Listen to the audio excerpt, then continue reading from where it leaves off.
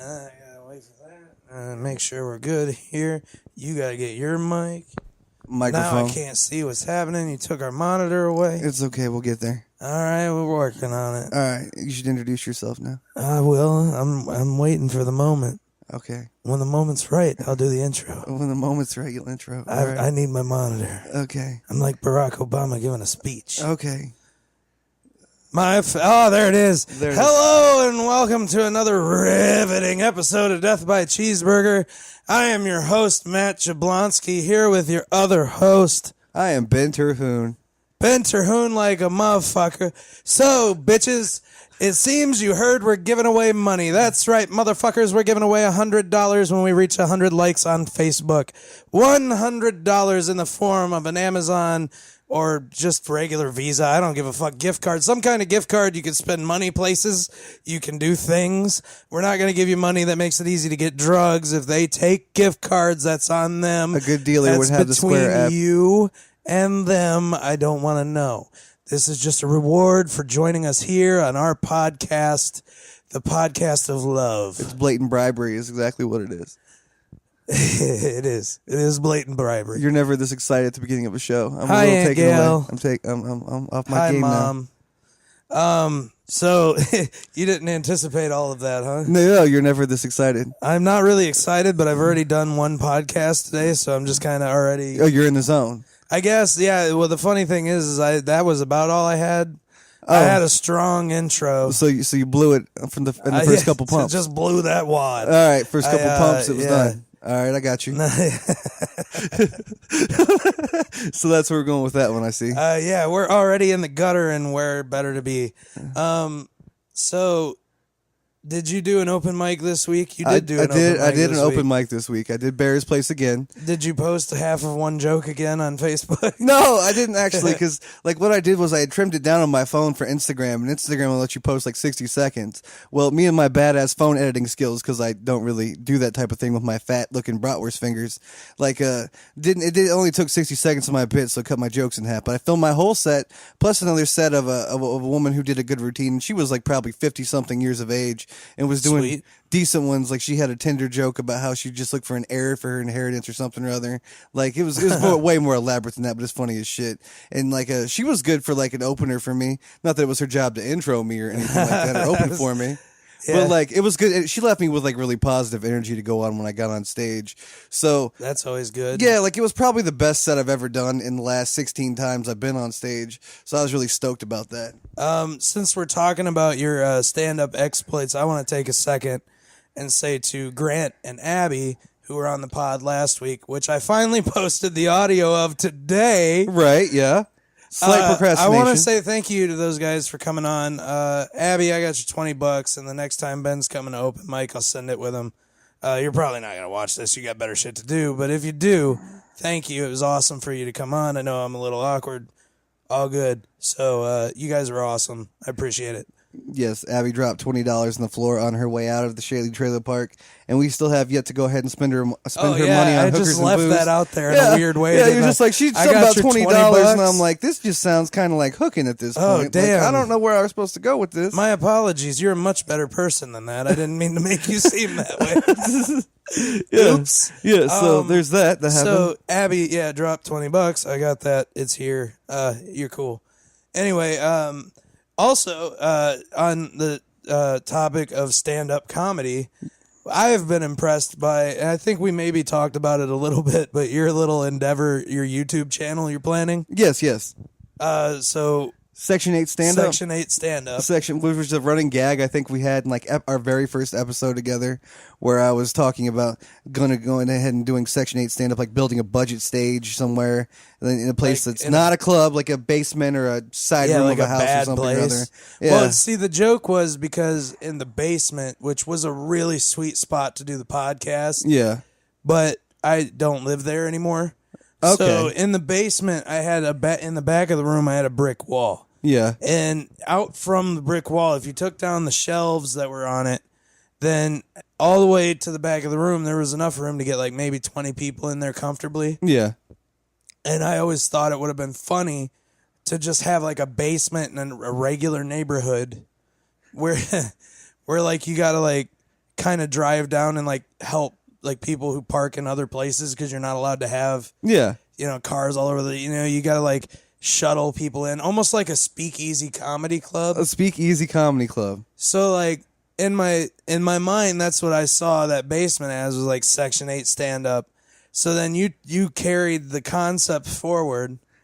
And like I had long since I've been through existential terrorism for the last couple months. Oh, it seems to be a common thing among people I know. Yeah, and so like you've been just with this thing, you like built a stage and shit, and like you're planning a YouTube channel. I totally am. And I'm proud of you. And I ended up getting my first stand-up comedian on it the other night, and like I got this poor little dude. He's maybe like 120, 130 pounds soaking wet, and he's like 5'4", 5'3". Word. And like we were out drinking after we did our open mic on Monday, and then he one beer turned into probably 8 or 9 beers. Before I knew it, I was like, "Yo, come on back to the house." I was like, "Do a small set on the Section 8 stand-up stage. We'll go over some of your routines," because he had a big gig in French Lick that same week on a Friday. Right. And so he came back and like we got so drunk we like did everything from podcasting to doing Section 8 stand up, and like by the end of the night like we were both speaking English. I have no idea how he drove home or if he even if he pulled over on the side of the road and passed out. I mean, you don't need to give me the latitude and longitude, but like where did you build this stage? Because I haven't even asked. I don't. I just know it exists. This is so curious. I'm part of this whole venture. Yeah, and I've been so goddamn out of it that I was just like, oh, he's building the stage. I'll probably be there someday. It's like, it couldn't sound any more pathetic unless I planned it to sound more pathetic. But like I did it in my girlfriend's basement of all places, Dope. Which is where I have my workshop. Like, yes, I have a house of my own. Yes, I have a barn. It's got a couple thousand square feet in it. So I'm a capable man who is like able to support himself. But like I use my girlfriend's basement as a workshop because the only other option would be pretty much a smoke shack for her like teenage child to go ahead and Cheech and Chong herself to death in. So I was like, at least we're going to do something productive with this. And so, yeah, I went ahead and got like a piece of plywood and a pallet. And then I made a curtain from like a $3 curtain I got at Goodwill because I didn't have any spare curtains, which is weird for me if you know the surplus of junk I keep on hand. Yeah. So, yeah, I had to put like $4 into my own money into this project. Like, I appreciate your thriftiness because sometimes you like offer me things that I'm like, I would rather just go spend a lot of money and have it be mine. Yeah. And like, I think of things from such a first world perspective that like sometimes you blow my mind and I respect it. Today you were like, do you have any vacuum cleaners? And I was like, I've got like I 3, went the 5 opposite of them. of how I usually go this time. I have a $3,000 vacuum cleaner that was just handed to me. And I don't like it. It's heavy as shit. It only works if you have it in the right setting. Yeah. The fucking shit's all kind of half fucked up on it, which I could fix. Like, it's not like I'm retarded and don't know how to do it or couldn't figure it out. Right. You can go online and they'll fucking break down the whole goddamn thing for you. There's usually a video for it. And I am intelligent enough to work a screwdriver, but I don't want to fuck with it. I just flat out, I'm like, all right, if someone in the world, and this is like if you're in Bloomington and you want a fucking Kirby vacuum cleaner that you just got to put a little elbow grease into, and here you can have it, come get it. I don't want it. Check it out. We just gave away a vacuum cleaner on the show. What? we just gave away your vacuum on the show. Oh yeah, you want it? Come get it. I didn't even realize first vacuum given away during a podcast. Yeah, you're like, we just gave away a vacuum cleaner. I'm like, what? You're like, the words that just came out of your face. The words. Dumbass. English happens. Like, what did you do? Did you just I blanked out while I was speaking. Is what happened. I just kept going on sheer momentum. You disassociated mid-podcast. And negative thoughts. Yeah, you disassociated on podcast. I was like, blah, blah, blah. And in my head, I'm like, yeah, total different tone, total different, whatever. Anyway, yeah. So Kirby vacuum cleaner, I don't want it. Needs a little elbow grease. I'm not gonna sell it on Facebook. I literally, like, if you can sell it, but I don't want to mess with it. I just want to go away. Let someone else have the burden of selling the 300-pound vacuum cleaner. That's how little I the care jet about engine it. Like, inside of it. Like, I could take it and put it in a closet and just forget it exists, and that would take a lot less effort than selling it. Like, that's where I'm at with it. All right. So I got this like third-hand Walmart vacuum cleaner that I know when I go in there, it's going to suck the shit right out of that carpet. That's right. It's just going to be perfect, and I don't have to do anything to it. I could see that the plastic part that you empty, that you just pop off of there, and if you get like strings caught in it, you just pull them right the fuck out. It's easy to do. And I sell it's them empty. all the so time. I know I can fill it, and I don't have any hassle. I hoard the shit out of vacuums, and I have $5 fire sales online. No, I'm where I grateful get for tired that. of stepping over them, and then I'm like, "Come get you a vacuum." And like where I find these things are college students who are just too lazy to empty them out. And another thing I've learned about you, though, for you to have a lazy friend is a good business decision. It totally is. It really because is. I'm like, yo, dude, I'm totally capable of this thing, but I don't want to fuck with it. Do you want to? I got some money. I got some money for $20. $20 is $20. The new one is that I have a lawnmower, but it's in a fucking little shack out back. Yeah. And that little shack doesn't have an actual door on it. Yeah. It has plywood. And so that means I got to go out there and fuck with plywood to move plywood out of my fucking way. And there's shit on the other side of that plywood, between the plywood and the lawnmower. So that's an extra chore. I got to move that shit around. And this is like, yeah, if you're seeing this, I would really like you to come get your stuff. I would really like that a lot. Anyway, yeah, so I gotta do all that to drag the lawnmower out. I don't have a gas can right In now. translation, I gotta yes, go to open a door. I got it. Yeah, but it's more than a door. It's more than a door. It's more like a whore. All right. I don't, and there's like effort involved. That Effort.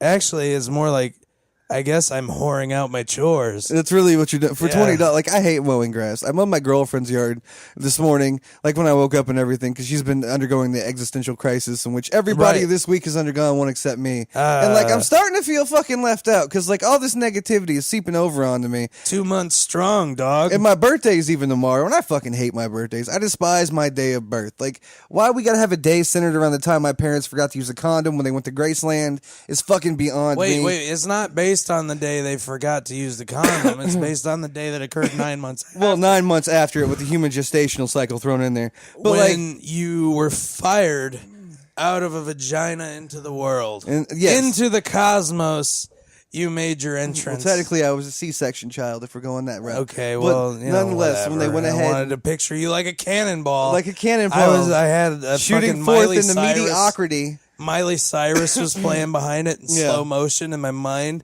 and there was just like a funk, and then you just slowly just shot out like the cover of the first Disturbed album, Or into the world, or- like that was your pod from Krypton. Or like fucking, my mom was in labor for 22 hours. They slit her open like she was a bag of like chips or something or other. And then they pulled me out. And then my parents were both like, we're going to need a lot more drugs and we're severely underprepared for this and we have no money.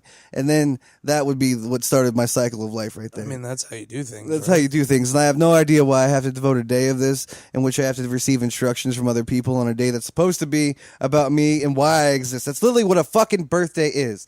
It's a day about you and why you exist. It actually like talks about why you exist in See, chronological all right, order. I think I know what your problem is because I have a similar one. Yeah. I've had a million bad birthday-itis. Okay. You also have, I come from a fucked up place where my birthday never meant shit. So now here as an adult, Yeah. I'm looking at birthdays like fuck birthdays. Like, and I do believe me.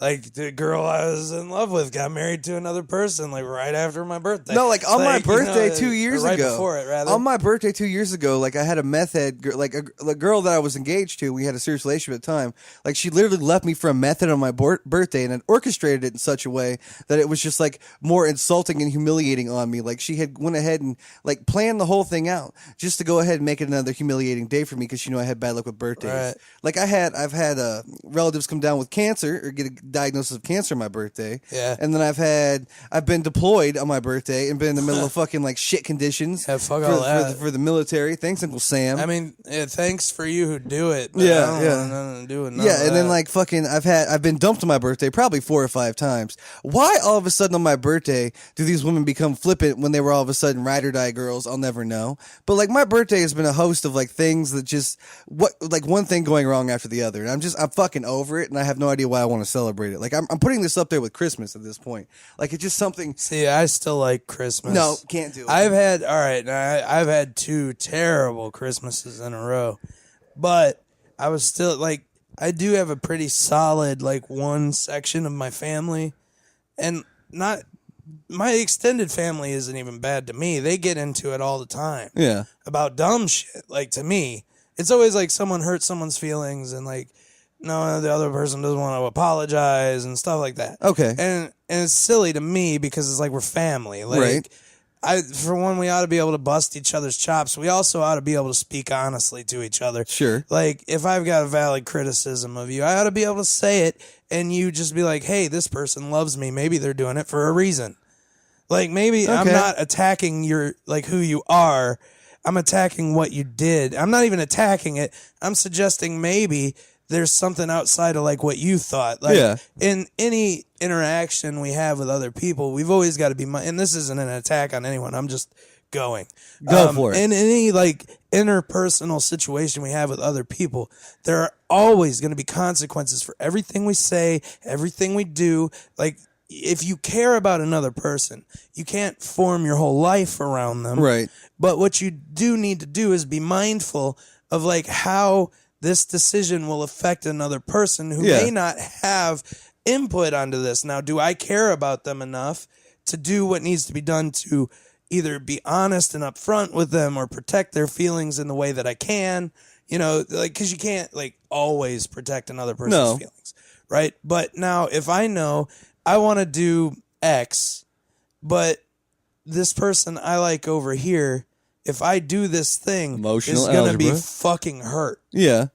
Then I have to decide, do I care about this person more than I care about doing X? Because if I do X, Y is going to fucking be miserable and I care about them. Uh-huh, I see.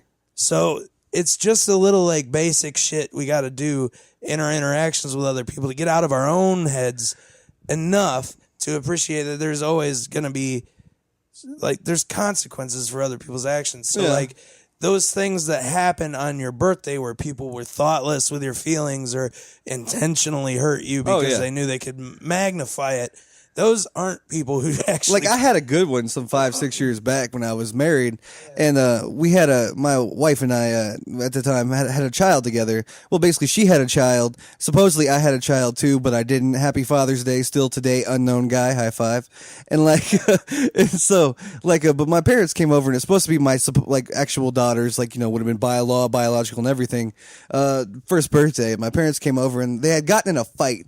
And, like, before we even started with cake, ice cream, before I'd even gotten the little girl awake for a nap, or like awake from her nap, and my wife at the time was laying down with her, and they were both still pretty much asleep, and my parents took a row at each other right in the middle of the kitchen, and like all of a sudden within like 10 to 15 minutes, this became an all-out screaming match where they had all of a sudden decided they were going to separate, and I was going to drop everything I was doing for my child's first birthday and then go help my would-be stepfather move out from my mother's house and like take my truck and everything and go like spend all my time with him. And like I don't know. It was just a culmination of events that led up to like that's that. like, that's fucking insane. Like it was a culmination of things from like my childhood and dealing with that dumbass motherfucker for like years on end. That just led up to me basically hulking out and being like, "Come on, motherfucker!" Like that was my Viking battle cry. Come on, motherfucker! The way you were describing it earlier, you were like bashing his head off. Oh, dude, I was getting all fucking into it. It reminded me shit. of like a WWE match when they bang the dude's head like off. Like I dog walked him across the kitchen and shit like that. My mom the whole time is like all of a sudden goes from I'm gonna throw this guy to my house to all of a sudden like being his savior and getting Florence Nightingale syndrome and shit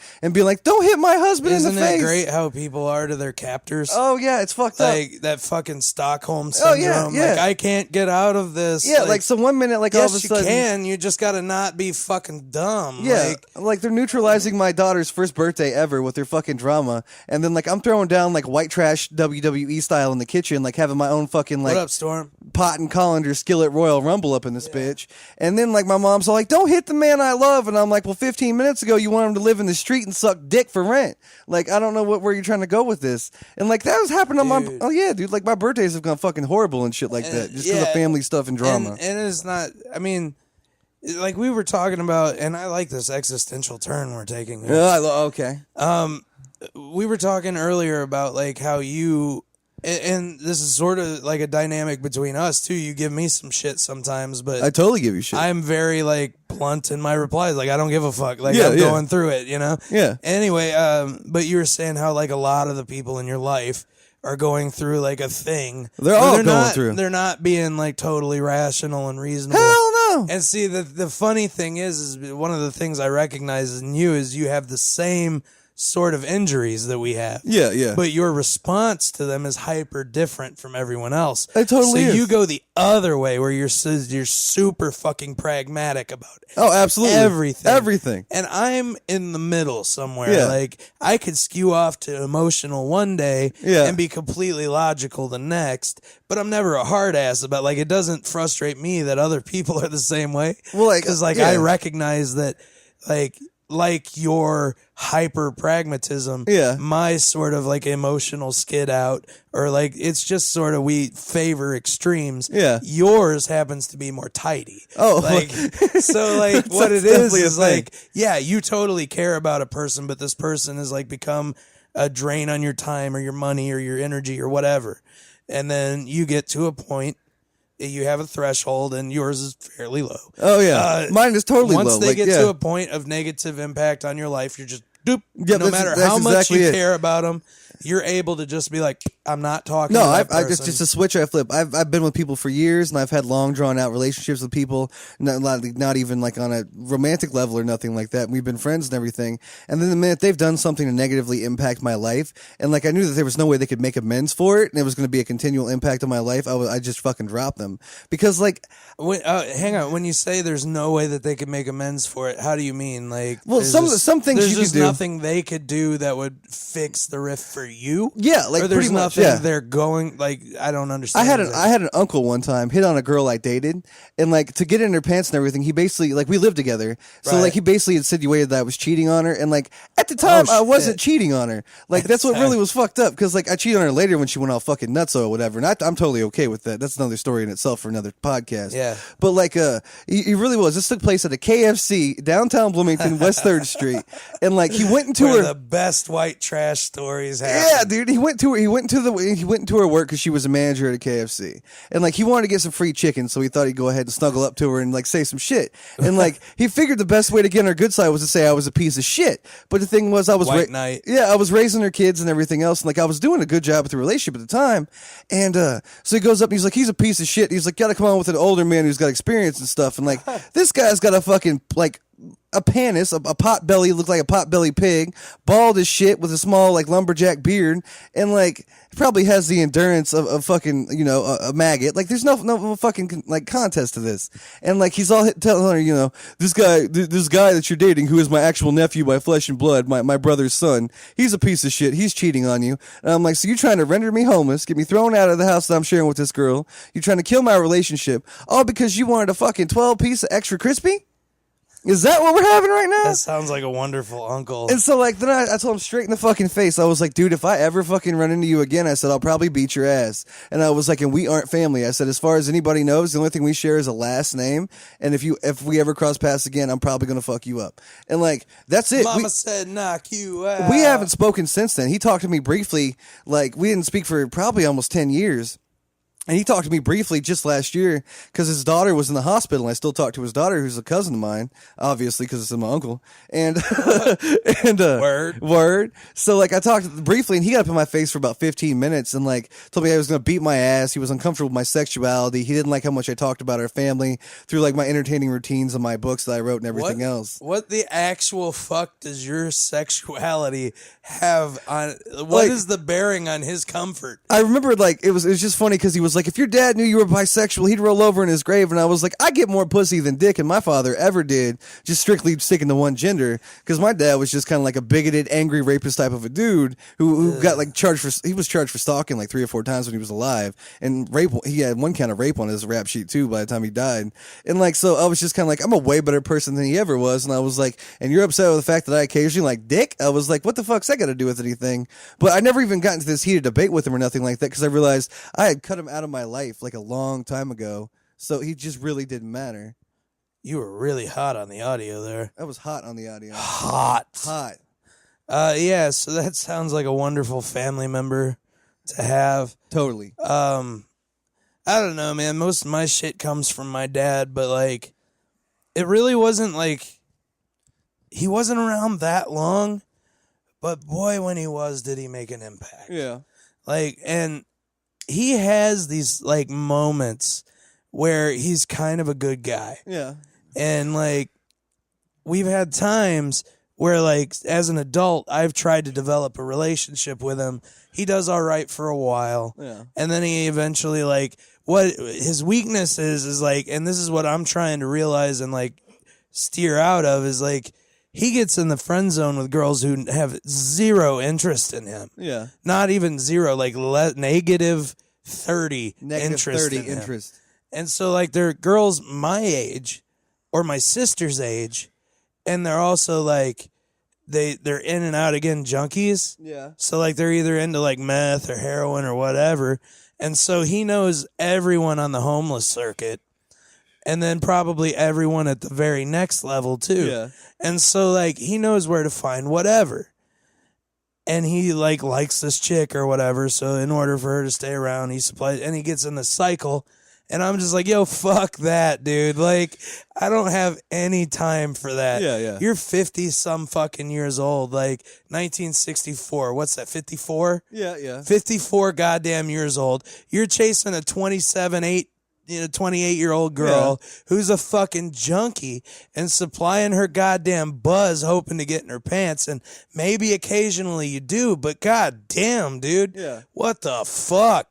Like, that is some fucked up Bill Cosby behavior, bruh. And I ain't got no time for that. What do you think about Bill Cosby? So, like, are you happy he got arrested, or where do you stand on the Bill Cosby? Yeah, dude. If he's been out there fucking forcing chicks to do shit with drugs for 40, 50 years or whatever, yeah, then fuck him, dude. Fuck that guy and fuck everything he did, because everything he stood for was a lie.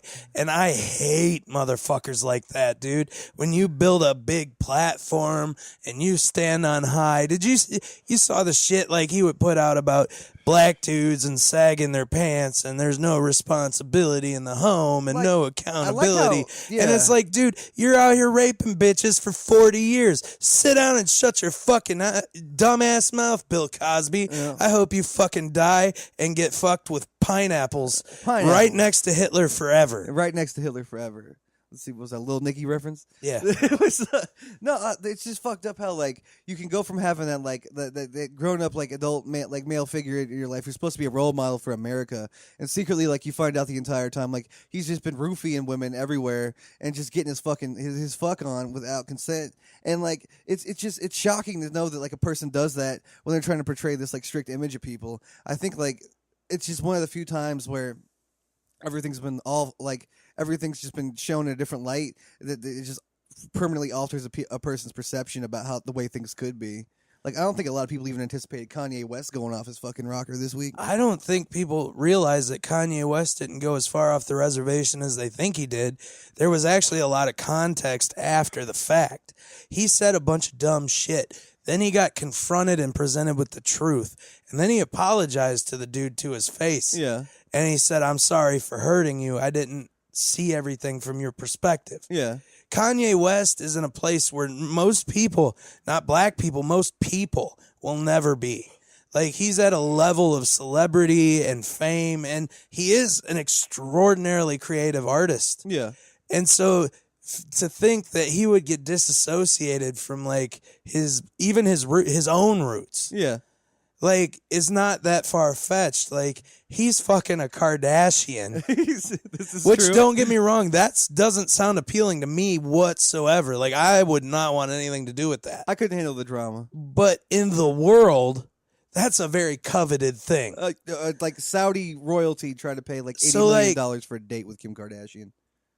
He's living in a place where he's sitting there and he's got the equivalent of white privilege now. Yeah. He's not really viewed by, like, even racists and shit as being black. Yeah. He's Kanye. He's Kanye. He's evolved past his race, which is what the entire black community wants to do. I'll tell you what I got a kick out of. Like, he posted a picture with his Make America Great Again hat, and then he posted a picture of him next to Donald Trump, which is a feat in and of itself to be next to the president, no matter who the fuck the president is. I mean, he's only got the whole Secret Service to, like, right beside him.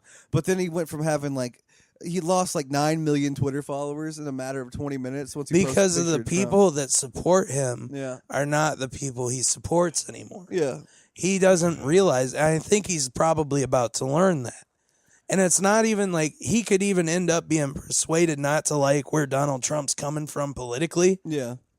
But the truth is that Donald Trump comes from politically wherever is going to get him the most headlines. I'm sure. He doesn't give a fuck. This was the guy Donald who had a Trump fucking does talk not show. give a fuck. A reality TV show, for God's sake. I don't care who sees this. I don't care where you fall on the political spectrum. If you think this is anything more than publicity whoring, you're out of your goddamn I always mind. love people who blame like their problems with money and their shortcomings and their like job stuff on the fucking president of the United States. As if he legitimately sits there and thinks about how he's gonna fuck you over before he goes to bed every night. I mean, yeah, dude. I don't even think he thinks of it that way. Like, I don't think that in his head and in his mind, he's a terrible person. Obviously, most people aren't. They don't realize, like, he's another person that's like, he's the ultimate narcissist.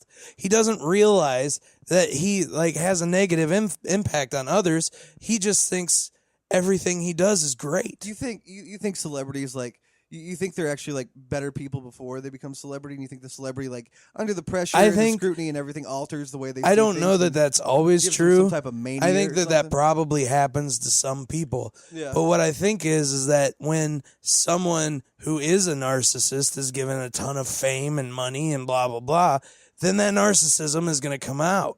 They've got a huge platform to do it with, and they get to create an idol of themselves. They totally do. And so it's like, why would he gets to put his name, his fake fucking name that he made, his image on a giant fucking building. And who cares if it fails? He still got to do it. Did you do that? No, hell Did you no. do that? Did Obama do that? Did Bush do that? No. Trump. Yeah.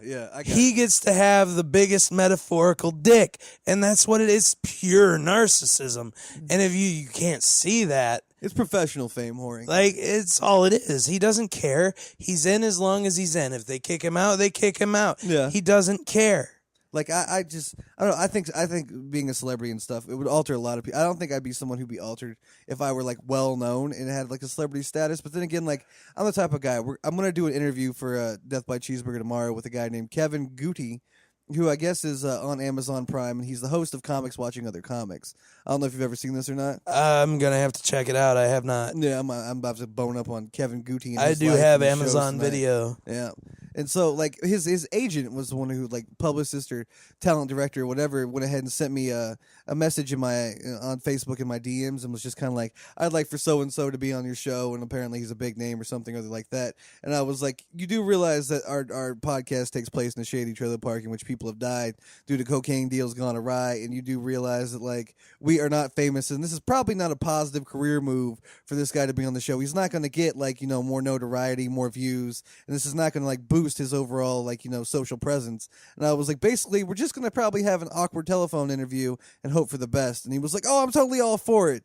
And, like, that was the thing where I could kiss ass and it could go either way, and I could be like, I really love this guy, even though I don't know jack shit about him. And I could talk us up to like his talent director and be like, we're really awesome. But the simple fact of the matter is, I like the fact that like I'm down to earth enough to not be swayed by all that and be swayed by like the potential and the positive ideas of what if more people knew about this. And I'm like, well, if we keep doing it, they probably will, and we can just be ourselves because that's what started all this in the first place. Well, and that's sort of like why when today I wanted to do the podcast sort of like just the way we've done it at times where we just kind of on the fly. Yeah. And not worry about cooking.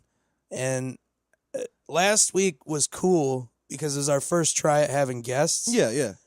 But it also felt very forced to me, like we were trying too hard to make it work. Okay. Like you had interview questions that you had thought about, and it was like not necessarily a bad thing. Yeah. But when you think about who we are, is that us? Like those are questions I got from YouTube, and like I just started going around with random interview questions. I put maybe like 30 minutes into this and just exploring YouTube and everything, and like I really didn't want to research it too thoroughly because I wanted it to still remain organic and stuff, but I wanted somewhere to go because I figured we was going to probably smoke a lot of cannabis and like or you know I don't know what that means. Yeah, exactly. But like you claim the ignorance, but I figured I was probably going to be a little too baked to actually like answer questions accordingly. So if I had a little list or like maybe some mnemonic devices in front of me, it'd probably go a lot smoother. Maybe, but my thought was, and don't get me wrong, I'm not always the best for the conversation.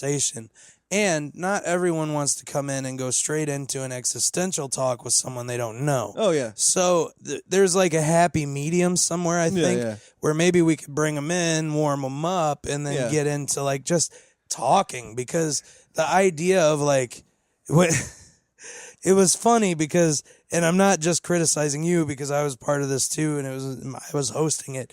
So like, when you ask the question, like, how is it to be a female comedian? Oh, my God. I got like, so much crap for just saying the word female in front of comedian. Here we go, pronoun. Hang on.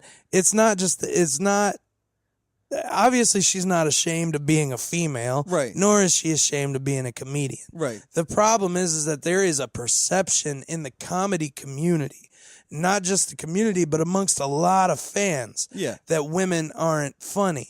So when you introduce someone as a lady comedian or a female comedian, they already have like this preconceived notion, like a lot of people do, that women aren't funny. Yeah. What Abby, when I went up at Bears, my first time and only time so far, Abby came up right after me. And she managed to take what was it wasn't a total bomb, but it was like 80-20 at least. Yeah. And she came up right after me and destroyed. Yeah. I gave her shit and she made chicken salad out of it. And she was hilarious. Yeah. And then even sitting here with her like smart ass comments and like the riff, she allowed us to riff on her and like didn't take it personally. And she was actually, I know you said she talked to you about it, but like she was pretty graceful in handling that because I saw on her face the second you said it, like that jarred her. Yeah. All right. So and that's a thing that we needed to learn. Right. And I kind of knew that, but I haven't talked to a million comedians. I've just listened to a million comedians. No, my only intent with that was just basically for description purposes. Like, for like how does it differ? People... Like, how do you think it differs, or is it different for you than you think it is for? Like, because basically we live in a society and everything where people don't know like the plight of a woman, but they go ahead and make jokes about how feminism's a crock of shit, make their own like jokes accordingly to that. Right. And the thing I want people to realize is the female perspective in comedy is probably quite different from the male perspective, and that's the only reason I led with like female comic and that type of perspective, thing. And that to me, perspective should be different with almost every comic. Yeah.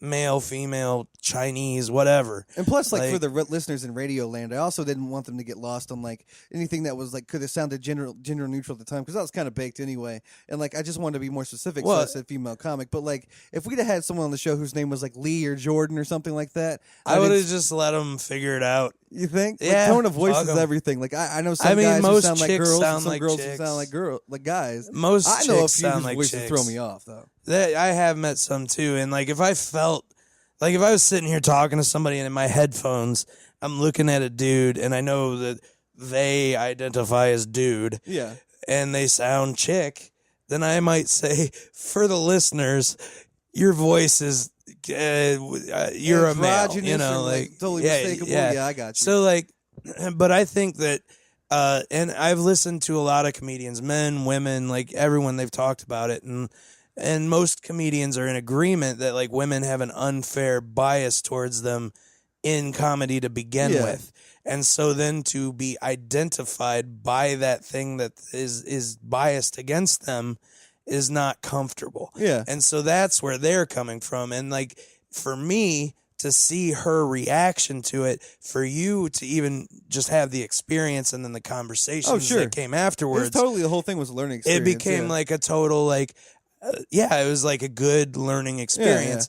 And I would love to sometime have them back on where we can have more of a natural conversation and maybe like strip it down a little more, make it more casual. And No, I had people legitimately, like 2 or 3 people this week, try to give me sermons because I put female in front of comic, Yeah. and I was just kind of like, well, this is my first I had interview. a feeling that was going to happen. I was like, this is my first interview with a woman who does comedy. I was like, so let's go ahead and say, and like, I'm not trying to immerse myself like totally in the culture and just cannonball into the comedy clubs and be like, I know everything. Like, no, I know enough to keep myself from looking horribly bad. Like, as far as like, interviews go and everything else, like, I'm still feeling my way through this like podcast. Right, and I was no else. help. I was zero help last No, it's week. totally okay. But If like, you watch or listen to the episode, you're going to hear me literally be like, I got nothing. yeah, like no, it was like it was one of those things though where like people who were going ahead and giving me this like this little talk about like giving me their sermons and from their pulpit and all that were like female comics hate being called female and everything else. I'm like, okay, well I just did it in terms of description, not out of misogyny or not to go ahead and like point out anything like supposedly negative. But I was like, but that coming from you is just kind of like me getting a lecture on like on God from a Satanist. Like it doesn't fucking fly, Right. Like because these people like aren't infallible and they have their own issues to deal with. That are really fucked up, and well, I'm like, all I'm right, the last and there is a person. difference between like you can say, "Hey, man, this just so you know, Yeah, that women don't appreciate being identified by their gender as as their gender comedians." Yeah. Like you can say that like as a friendly tip, yeah. and then you can say that as a sermon from a pulpit. Oh yeah, dude. Like, And there's two totally different things. And it's like, I know for a fact that when Ben said it, because a bell went off in my head yeah, the second it came out. And that's why it stuck out. Like, I Yeah. haven't even listened. I listened to enough of the episode to make sure that it wasn't going to blow my eardrums out. yeah. And then I put it up, finally. And so I haven't listened back to it, but I remember that moment. I remember hearing you say it. I remember me, like my spidey sense going off. Yeah. I remember looking over at Abby to gauge her reaction, and then back at Grant, who even registered it. Like, he was like, oh shit, he just said, what's it like to be a female comic? Like, it was Yeah. just that moment where I was like, oh, okay, yeah, they really don't like Yeah, I learned something new that day. and for so sure. it was like, oh, that's cool. Like, that's good to know. Yeah. And if I had been in a different place in my head, I might have took that opportunity Yeah. to be like, yo, I saw a reaction in the room when that came out. Yeah. Let's explore that. But I was in a, No, funky it's like it's this place. thing though. Like people were talking to me from their ivory towers, which are filled full of a bacchanal. Of right. fucking So hypocrisy. what was your conversation with Abby like? Like it was just basically kind of like I talked to her about being on the show and stuff, and told her she dropped $20 and everything else. And Yeah. that was it. And I think I tried to apologize to her in a roundabout way for like she was getting ready to go on, so I doubt she even caught most of what I was saying for trying to say the female thing and tried to have a conversation with her. But I could tell that like she was just trying to prep for a bit tonight. And I don't think most of it registered. So but, like, probably that wasn't a priority at the time. yeah, so like I don't think it like messed her up too bad and everything. But for the people who Well, tried to, it's probably not the first time. no, I'm sure she deals by with far. it. No, I'm sure she deals with it a lot. And especially so for how often she works and, And how, I many- think- how often she goes on. I think after people are around you enough to the point where they're gonna come with you to a shady trailer park to someone they don't know's house, Yeah. like obviously she thinks you're not a piece of shit. There's So that. like you have that going for you. And so like I guess the thing is that ultimately it was cool. I feel like it was probably, as far as what we've done so far, it may actually come off as a good episode. Yeah. However, I also think that I think of it as a failure. Yeah. On my part specifically, and the effect I had on the show as a Why whole. you gotta be such a failure? Why am I saying it's a failure? Because it wasn't a success. Why you gotta be a failure? Why you gotta fail? You just if the Shut up! microphone Don't picks acknowledge that. If the microphone picks that up, we're If the in a world of if the trouble. microphone picks it up, it picks it up. But All we right, don't need to all acknowledge right, it. Fine, we're just gonna. I mean, if you're watching the video, you probably just saw me go cross-eyed. like you just cringed when you did it. Now, if the microphone picks it up, we're gonna have problems. It's okay though. It is what it is. Yeah. Mm-hmm. The That microphone really picks it like, up. that's tangible in the air right now. You realize that? Is it palpable? Like, I'm starting to taste it a little bit. I'm sorry, man. It's That was really- like bad timing. I should have my maybe eyes pooed are starting earlier. to water a little bit. They But really we are. need to probably get off of this topic. All right, fine. That just happened. So what was I saying? We were on the female comment. Oh, you're asking why am I a failure? Why are you a failure? I didn't say, because I was the hull on the episode. Like Yeah. I was holding it down.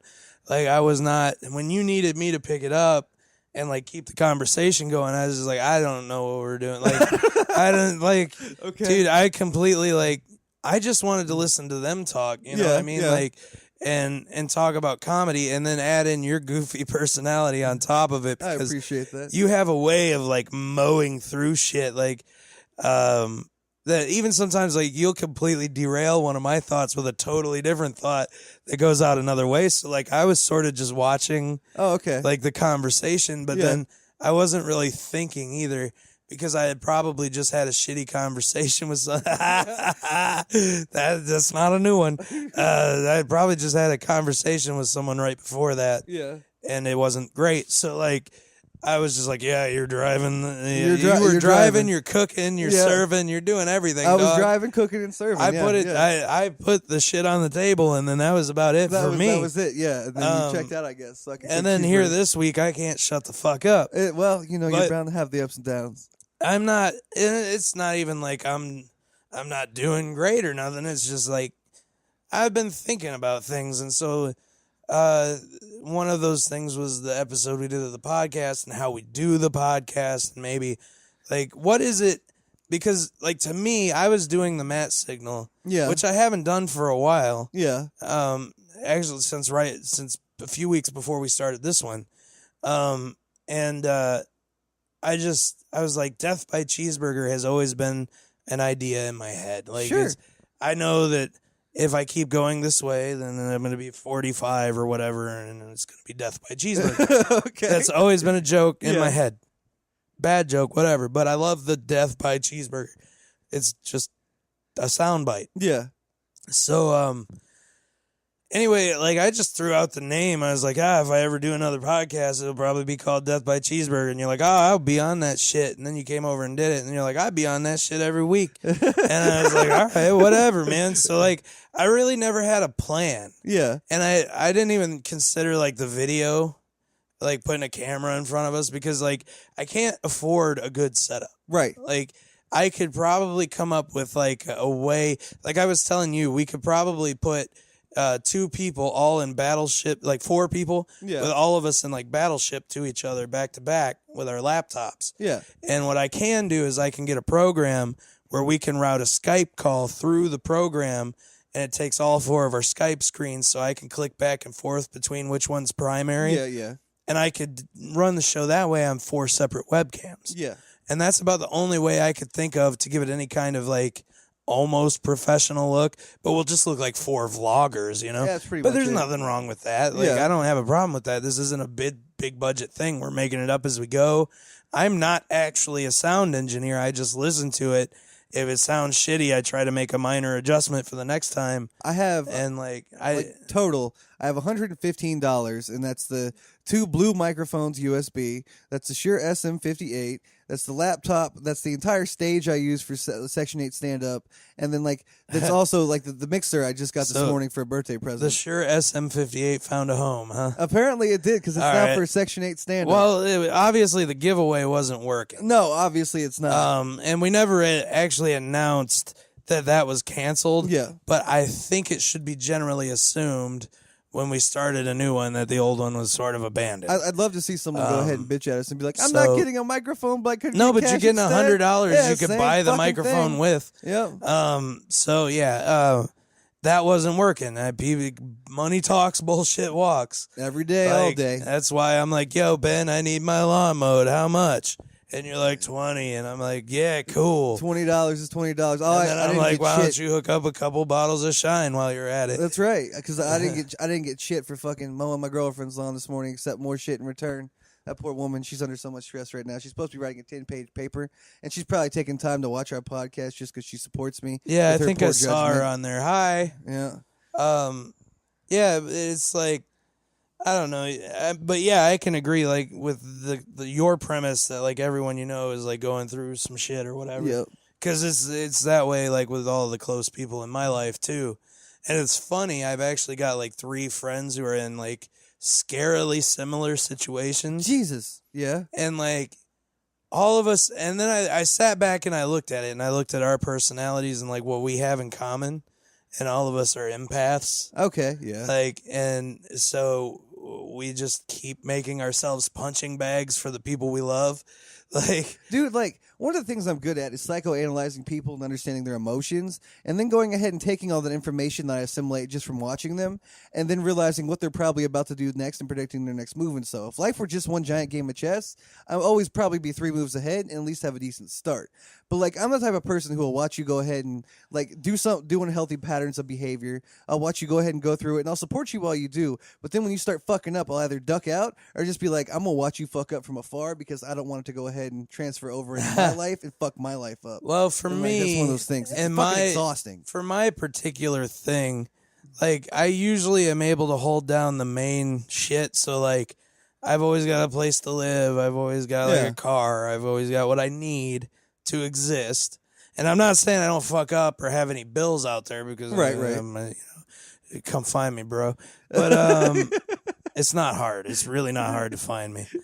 But, like, I hold it together while I'm falling apart. Yeah. Like, and so my shit is more like, I don't want to go out. Yeah. I mean, I'd love to have someone to hang out with, but I don't want to go out. Yeah. And, like, I've tried being with other people. It didn't work. Like, it wasn't enjoyable. And, like, I'm not saying I would never try again, but I'm just like, Like, I'm at a point in my life where I'm like, I'm waiting till I meet someone who actually wants to come to me. Like, and I'm also not healed from something else. You know what I mean? Yeah. So it's like, unless that moment presents itself, I'm not looking for it right now. Yeah. Like, I'm still in this other thing, and like that I'm not gonna get into, and like, so My girlfriend I've and I, found out through talking to people who I did find interesting. For a moment, they sparked a little interest or whatever. Yeah. Not all hope. And then realized that they were in a similar situation and that they needed a friend. I need a friend. Yeah. So we just talked, and I'm just the guy who mows your lawn. Fuck you. I don't even no, like dude, you, man. you're my homie, but no, here's the thing. When you're going through like emotional shit as a dude, Yeah. the last thing you want around is a dude. You think? I know. I like having dudes around. No, I don't like it because dudes get like, they get bullyish about shit. Oh, they're like, I don't suck it up, respond pussy. well to that. Don't be a bitch, pussy. Because I'm not a pussy. Yeah. I'll fucking dot your eye if you keep it up. Like, I'm not a pussy. I care about someone, and this hurts. Yeah. And if you're gonna sit and make me feel like an asshole for that, Yeah. I'm gonna dot your eye. Dot Like, the eye and cross the T's. so, like, I got you. I've got people I barely speak to now that are that are good friends or whatever, because of the way they, like, I give them a boundary. I'm like, yo, dude, don't talk like that. And then they fucking violate it. And I'm like, dude, you're pissing me off. And then I'm like, let's reestablish that I said you have a boundary in my life. And if you cross that, you will piss me off. See, I don't even have those people in my life. So That's the then thing. once it's happened 7, 8, 9, 27 times over the course of a few years, I'm just like, I ain't got nothing to say to you no more, bro.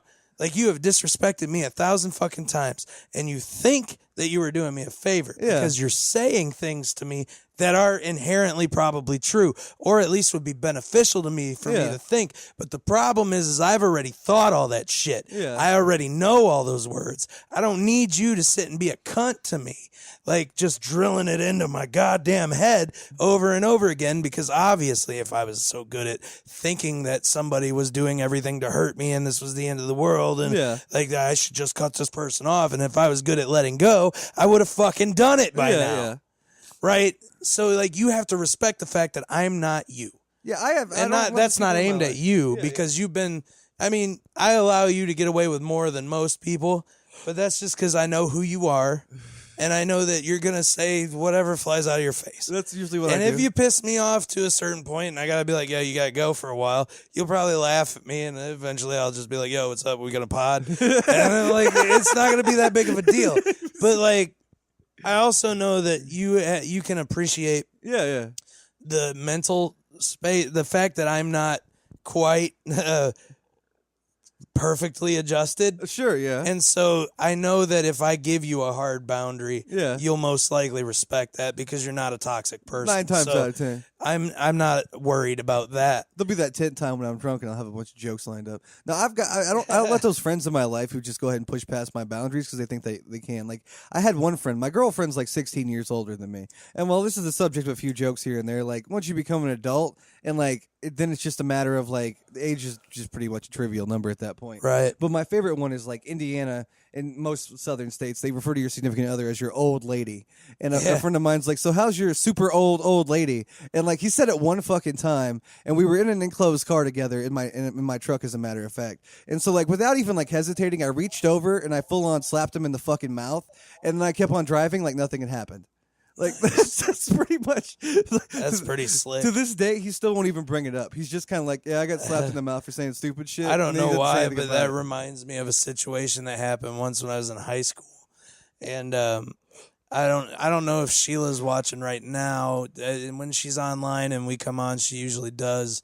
But I also haven't been a very good weight loss buddy the last couple weeks, so she might not be watching. But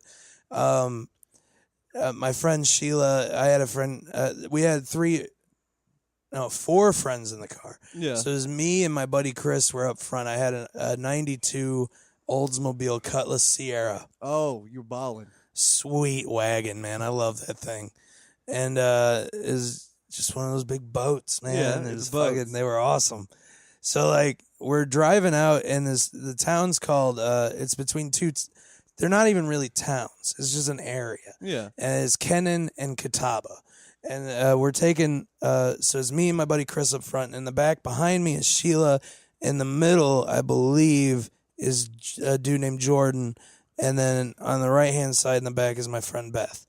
And we always, to this day, everyone who was there, I don't talk to Jordan. We were never that close, but he was friends with them, so whatever. Anyway, the incident is now referred to in shorthand as the 360 ditch to ditch. Uh-huh. So, like, in Wisconsin in December, and I'm a relatively new driver. This is my first car. Yeah. I have more people in my car than my license allows for. Okay. We were drinking Jack Daniels the night before. It hasn't been that long since we went to bed. Okay, so we had to get everybody home. Yeah. So, like, I'm at least a little foggy. Yeah. And we're driving out on this road. It had snowed maybe a day or two before, but out here a day or two before it could still be ice patches everywhere because it takes the plows for fucking ever to get all the country roads done. Yeah. So I didn't even hit ice, though. That's the thing. Okay. I was driving and, like, I drifted off a little bit to the right, and my right tire hit the shoulder. So we riding 4 deep in the olds? Yeah, five deep in the olds. 5 deep in the olds. And so, like, I just hit the gravel on the shoulder. It's not a big deal. But I rode it for a second instead of overcorrecting. Yeah, you hit that country ice. Because I'm Kentucky ice, that gravel. Yeah, you overcorrect shit and you flip cars. That's, and so, like, and as I'm pulling it over, my Sheila in the back just lets out this blood-curdling scream. Yeah. Like we're about to die, and we weren't. I was just driving on gravel and about to pull it right off. Yeah. Like, no big deal. Screams behind me. Yeah. And she was like, soprano in choir. So she's got like this voice. It's just like, my brain's exploding. So as I'm correcting, she screams and I just turn around. She trying to pop that wine glass. And with I her pulled octaves. the wheel with me the whole way. Yeah. And so we just roof, and then back over to the other side and fucking went down into the ditch. Oh, no. And then I drove it up, back, put it on the side of the road, and I got out. And, like, as I'm getting out, she opens her door because she's freaking the fuck out. Now, sure. she was freaking out when we were touching gravel. Now we've, like, spun from one side of the road and back again and, like, went off the road. And then now we've lived through this whole ordeal. Anyway, like, she's opening the door, and I just pull her out by her hoodie. Like, you'd have thought I was about to drag someone out and beat their ass. Like, I pull her out, and I get her picked up. I'm like, don't you ever fucking scream in a car like that. Jesus goddamn Christ. What do you think is going to happen? I turn around to see what the fuck's wrong with you. All I did was fucking hit the gravel, man. We weren't going to die. I've never been in a car that went off the side of the road onto the shoulder before. And I was just like, how old are you? 17? How has that never happened before? That's like my mom with my parents. hits the gravel like every third day. My mom pulls out of traffic in the oncoming lane. Like when cars are coming at her in the opposite lane, she'll pull over at night because she's scared. My mom will like take her hands off the wheel and like be like, ah, and then put them back on. Like she would like fucking take them off and like punch me as she was driving and shit. And it was funny. Like she was just fucking with me.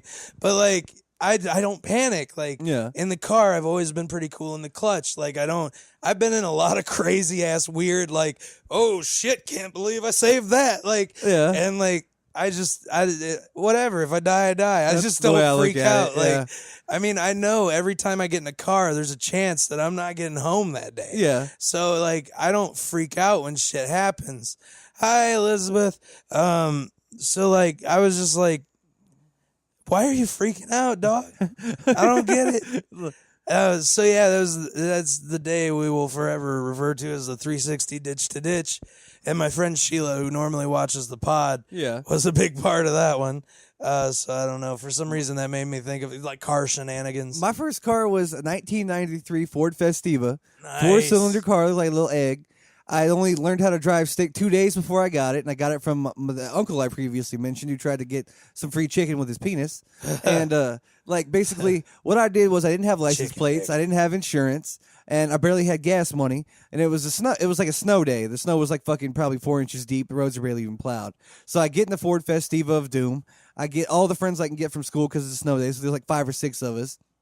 And I realized I don't have license plates, so I steal one from my neighbor because obviously that's what you do when you're 16 and you have brilliant ideas. And then you go driving around and you smoke a bunch of pot and you're non-insured, non-license plated Ford Festiva, which you slip gears in and slide off the road 1,000,001 times because you have no traction and there's 4 inches of snow on. Yeah, so that was like how I basically learned how to drive right then and there. That was a whole lot of fun.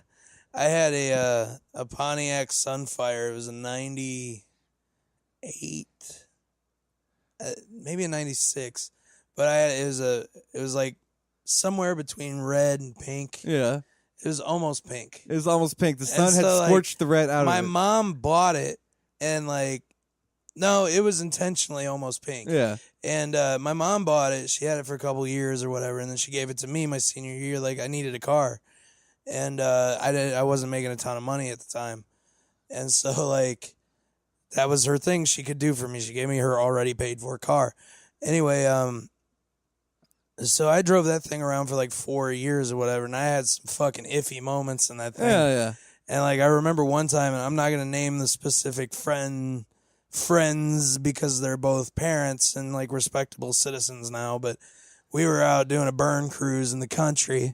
Yeah. It was me and 2 of my friends, and they were dating at the time, on and off again. So they would do annoying shit like sit in the back seat and make out.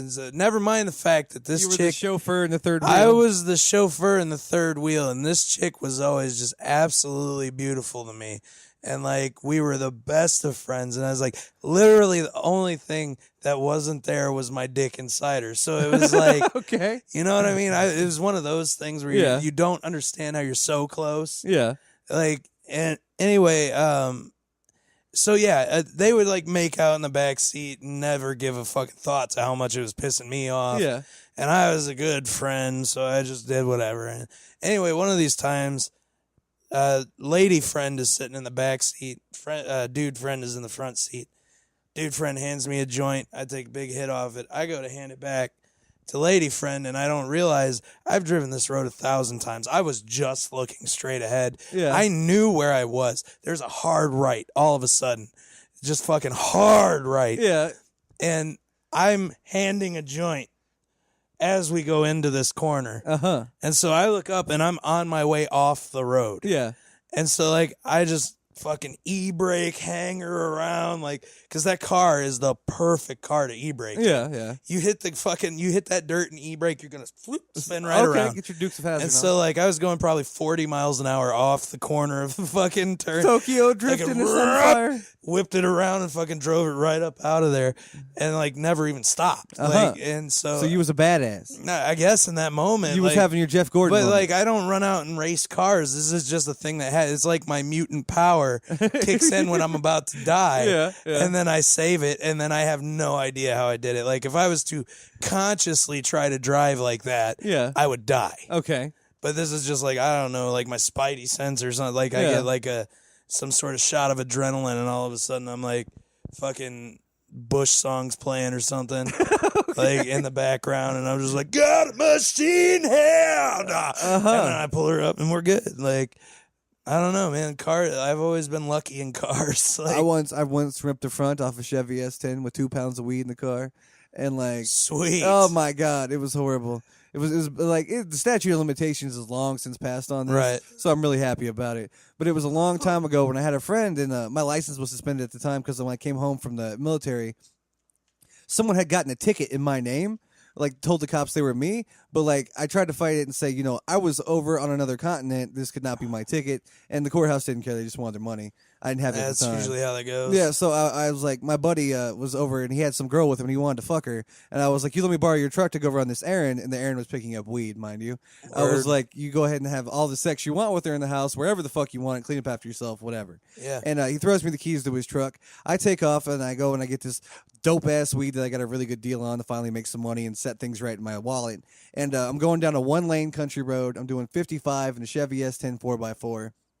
And then, sure enough, there's a small bridge in the middle of this 1-lane road. There's a guy stopped on it talking on his cell phone. I'm like, okay, what the fuck? Like, he's a little Indian dude in like a little tiny fucking like Honda or like a Fiat or some small car. And I locked the truck up to go ahead and try to avoid hitting him because I realized I have no license. I'm riding dirty. This is going to end positively, radiantly in my favor, of course. Right. And so fucking I lock the truck up. The truck slides sideways and the tire blows out. Well, the blowout of the tire sends me going forward into the bank of a hill. And the bank of a hill is where I catch the air because it's basically like a ramp at that point. And the guy on the passenger side with me, he's a longtime friend of mine. I looked over at him as we're airborne, and I said, "Mach, this is gonna hurt. You got your seatbelt on?" And I don't know what motivated me to say this or start talking about how bad it was going to hurt. Well, we're airborne heading into a field of trees. And then like we come down and like we hit the tree so hard my head actually hits the windshield and goes partially into the windshield. Nice. I didn't have a seatbelt on or nothing. So I had to pull my head away from the windshield. And I'm stoned as fuck. So like I'm really lax about this. So it's not a bad injury to my head. Yeah. Like I didn't get whiplash too bad. Well, that's like when drunk drivers never get hurt. Yeah, You know, yeah. they're not fucking clenched The up. worst I got from the accident was I got like three fractured ribs from where the steering wheel had crushed into my rib cage because the motor slid in from hitting the tree into my lap. And then the worst of it was my hand because I used my hand to pull my head out of the windshield, and I got a piece of glass in my hand, and I bled for like 30 fucking minutes off that piece of glass before I finally pulled it out. And I remember like I had to call some friends and get a ride. We had to sneak off with our dirty weed. I told a buddy of mine, I was like, just don't say what happened to your truck. And he's like, I think we'll do that. And like shortly after that, I bought him another truck and paid his insurance up for 6 months just to make amends. But like it was fucking horrible. I had a friend once who I was thinking of one story, and then you made me segue to another one in my head.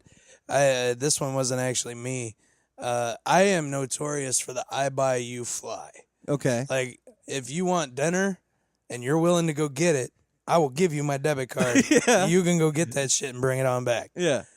Because I hate humanity when it's unnecessary. I understand. Like, I like to go do things, but when I just want dinner and I want to chill at home, I don't want to fuck with it. So, like, my buddy is like probably 3 a.m. or something, 2 a.m., whatever, and we both got the munchies, and I'm out of smokes, and he's hungry, and he didn't have a lot of money, and I didn't have a lot of money, but I had money, and I was like, yo, I buy you fly. I was like, I need some double cheeseburgers, and I need some cigarettes. You can get whatever you need. And so he took my van, and I had a 98 Ford Aerostar. Oh, that's awesome. It was awesome, dude. I was going to trick it out, 74 man. years old. I was so going to trick that thing out. Put a little mattress in the back and some shag carpet. At least some seating and like a TV, you know, I was thinking of something. He took it and like it had just snowed and it was messy, and that those vans are not 4-wheel drive and they're top heavy. So he says he was driving respectfully, and I want to believe him because he's my friend. Sure you do. Whatever happened. I like where this is going. On his way down the road, he didn't even get all the way to the highway. Like, he spun out. I don't know how many times he spun around, but then he like hit this corner that, like, if you would turn on that road, you would go right to where I work. Yeah. But then, like, you go straight, or like there's a fire hydrant. And so, like, he tipped the van over onto the fire hydrant. Holy shit. And it missed his head by, like, this far. Holy shit. And so, like, he had an existential crisis I'm after sure that he for a did. while. He was like, I can't believe I'm still Come to alive. Jesus, a mortality I'm moment. supposed to, yeah. So, like, we didn't actually get along that well after that, and it wasn't because of the van. Like, I didn't care about the van. That wasn't that big of a deal. What I cared about was the fact that he was just like, oh, why am I alive? And I'm like, you're alive, motherfucker. Who cares? Just be happy. Like, it's okay, man. You're not hurt. You ever had moments where you knew you should have, like, immediately died, but you came out on the other side and you were just kind of like, all right, fuck it, I'm good for right now. Yeah, I've had I get, like, of course I have, like, adrenaline, and, like, I have a half hour of, like, what the fuck just happened? Yeah. But then, like, I cool down and I'm like, all right, everything's okay. Like, you know, the only thing that matters is that I come out of it and I'm still able to walk, because then I can work and I can make money. Whatever the fuck. That's all I need. I've had, like, close calls with head-on collisions and driving. I've been out in the woods and had someone shoot a rifle at me thinking I was an animal and shit. Yeah. And I've been like, there are 1,000,001 times in which I should have died, but I did not. And then I was like, maybe I should be more thankful about my life. And I was like, fuck it, I'm here for a reason. I don't know what that reason is, but I'm going to go ahead and enjoy that fact. Yeah. The funny thing about the van was, okay, between that, the existential crisis that came shortly after it. Yeah. But then he also got with this chick shortly after that. Now, Chris is much like me in that he doesn't have a shit ton of relationships. Yeah. So when he does, he goes all into it. Okay. And, you know, sometimes you maybe do a little over-maintenancing that way, or you grab onto a bad situation. Sure. So, like, he moves with this chick, and then this is what pissed me off, was, like, ever so often, she was on my Facebook, they'd be like, got matching tattoos. And I'm like, oh, sweet Jesus. Somebody still owes me $500 fucking for a van. That's the kiss of death for any like, relationship. No, I don't even care about that. That's the thing. I care about the fact that those tattoos cost at least $500. You're $500, and you owe me $500 for my van. You're $500, but I'm wondering why people ever get matching tattoos to begin with. I was pissed off about it for a minute. Yeah. And then I got over it. Like, I didn't even I had forgotten about it, and then I went up to visit. I didn't even think about it. And he just hands me $500 like 5 years later. Oh, okay. And so, like, it was cool because I realized he didn't ever forget about me. Yeah. And I felt kind of shitty because I never said anything, but I used to get pissed when those would come up and, like, oh, we just spent a ton of money on this thing. And I'm like, what the fuck, man? You don't, like, I'm broke down here and you ain't fucking getting matching tattoos, dog? Yeah, I got you. But, yeah, no, he made it up. And but I thought it was funny because he crashed my van and then had an existential like thing, and I was totally like okay, like it didn't matter, the van didn't matter. I was glad my buddy was okay. Right. I ended up getting another shitty car, or no, I didn't. I had a friend who was actually friend in the back of the joint story. Later, I moved in with her and her family, and before I moved in with them, they actually lent me their car, their spare car, and just let me drive it. I was 3 hours away in another city. Okay. And, like, they're just like, here, come down and get... Well, they came up and got me. Yeah. Took me down. I spent, like, a week with them. My family's not that nice. And then they're like, here, you could take our spare car home. Uh-huh. And then they're like, do you want to just, like, move down here? Because when they came up to get me, it was like, I don't even care about busting on this anymore. I love Rick, but his wife, Jess, was a fucking bitch, dude. I see. Like, and she started off as a cool friend. But ain't that how most stories start? And so what happened? Actually, is how most stories start. Yeah. What happened was I moved up. I worked for a cell phone company. I sold cell phones. I was okay at it. I could have been better. I could easily be a good salesman. Okay. I don't like doing it. I love the shit out of sales. I excel at sales. If I'm selling something like, what am I selling? Like, if I'm selling cell phones, I don't give a fuck. I once sold ski masks in the middle of summer and actually sold like 15 in a day. I'm still shocked I was able to do that. So like it was the kind of anyway, they opened up this new store in a city. The city was like 4 times as big as the city I lived in. Yeah. Therefore, they hypothesized I should have at least up to like 100 sales a month or something like that. Oh, sure, yeah. I never, That's how sales goals work. ever got enough traffic Yeah. to make 100 fucking sales. Yeah. I got every other store in the area's customer service work because everyone thinks that every cell phone store is the same. Yeah. Even though you look and like one store is called like Cell Phones Are Us and the other store is called like Go Fuck Your Mother, and then it's like Verizon Dealer. It's all the same shit. But they're not. Okay. They're different. They're owned by different companies. So you can't come to me from like Cell Phones Are Us over to Go Fuck Your Mother and expect me to warranty your phone because my I can company see why I'd go to Go Fuck Your Mother. did not sell you that phone. Yeah. So that's what that's what I was dealing with all the time. Okay. And so like it was like you get a bad attitude after a while, and then you get to where like the sales you do make, you get questioned about them, and it's like I had this old lady come in, and this dude's on my Facebook. I don't know if he'd ever look at this, but like my district manager, I think at the time, Yeah. he came up and he was watching me do this sale, and it was like an old lady. She came in and she was on a fixed income, and like I know how electric bills are in northern Wisconsin, like or gas bills. Holy shit! Oh, in I'm the sure. wintertime. Yeah. So like she comes in, her family told her I had sold her like daughter and her husband phones or something, and they recommended her to me. And all she needed it for was in case of an emergency. Okay. That was it. So you just sell her a basic ass phone with a low Basic plan. ass flip phone. I think I may have got her a case and a car charger. Yeah, something to back up Which, her life alert you know, bracelet. if you're selling phones, you can sell a case and a car charger with almost every phone. Yeah. So at the time, you make $5 a crack on those. So I would sell the shit out of accessories, but I don't give a fuck about phones. Fuck phones. So like everybody wants cases and I car use carrier chargers and pigeons. blah blah blah blah blah, and I get $5 a crack for every one of those. Plus, Yeah. if we go way back, and I'm sure we're well past the statute of limitations on this I now. use 2 cans of some string. No, when I first started at cell phone store, Yeah. they would send us all of our accessories in these packages that weren't sealed, so you just pop the back right out of Yeah. them. So our company was so small and the inventory was not kept properly Yeah. that I would just like when I was broke, I just pop one of those out and sell it for $15 cash. Yeah. Pocket the money because we didn't have any cameras. Nobody Yeah. kept track of shit. Like, and you know, I'm not proud of it, but I did it.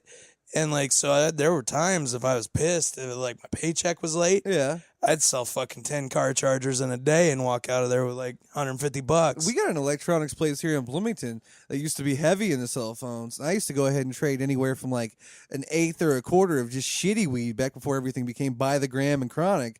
And like I'd go ahead and trade that for a case of like Motorola razors when razors were the big thing. Yeah, but and then I'd go push oh, razors dude, out on the those street. phones were the shit. I used to man. go ahead and push those phones like they were fucking going out of style. And I'd just trade like a quarter of some fucking shitty pot for like a whole 12 like box full of 12 fucking razors. Well, they sold them for like 99 cents. Oh yeah. But like anyway, so this old lady comes in to get a basic phone, basic plan, no texting, Yeah. no nothing like that. She leaves and he's like, you know, we're having a big push on the internet phones because this was before we called them smartphones. We didn't want to make people feel Yeah. dumb, you know. And they were new, so like it was hard to sell. Right. And I was like, dude, she don't need it. She's on a fixed income. Like, it's about to be wintertime, dude. I Yeah. don't want to fuck with that. And he's like, it's not your responsibility to make sure that your customers are able to pay their bills. That's fucked up. And I was like, I don't agree. I wouldn't either. Fuck that. Fundamentally, in the core of my being, Yeah. I don't agree with your statement, and you and I will never see eye I've to quit eye. jobs over the simple fact that like people had like a very skewed moral compass and they were like, but I care about the company's money first. I'm like, the company doesn't give a fuck about you. You go outside, fall on a patch of ice, and go ahead and render yourself with a disability. care about They're whether- not hooking you up. I care about like a lot of things, like Yeah. whether I'm going to sleep that night. Yeah, dude. I care about like in 3 months when it's fucking January and it's been -20 for 2 weeks and she's had to run her heat constantly. And then she fucking comes in and she's like, why do I have a $300 cell phone bill? Yeah. And now I've got to try to figure out how to fix it. And they're going to fucking make it as hard as possible to fix. Yeah. Like, I was in a position with that job where I was constantly trying to help the customers get what they needed, but they didn't think I was because I couldn't always get the results or I couldn't do it as fast as they wanted. Yeah. So I had the customers up my ass, but then I was fighting for them with my bosses. Oh, yeah, it drives you nuts. So I was just like, you know what? Fuck this place. I'm just going to be a body here until they send me home. So I did everything right. Like, I was always on time. I always stay late, cover whatever shift. But, like, unless it was like something that was going to make me like $5 every time I sold it, I didn't fuck with it. Yeah, yeah. So, like, I mean, if someone came in and they're like, I was thinking about getting a smartphone, fuck yeah, I'll sell you a smartphone and everything with it. Yeah. Because by the end of that, I'm going to come out with like $200. Yeah. But, like, if you're not after it and I'm not motivated, whatever you want, man. Like, I used to sell health like, insurance for a living and like had a big old fancy job, and I'd make like upwards of $27 an hour plus commissions.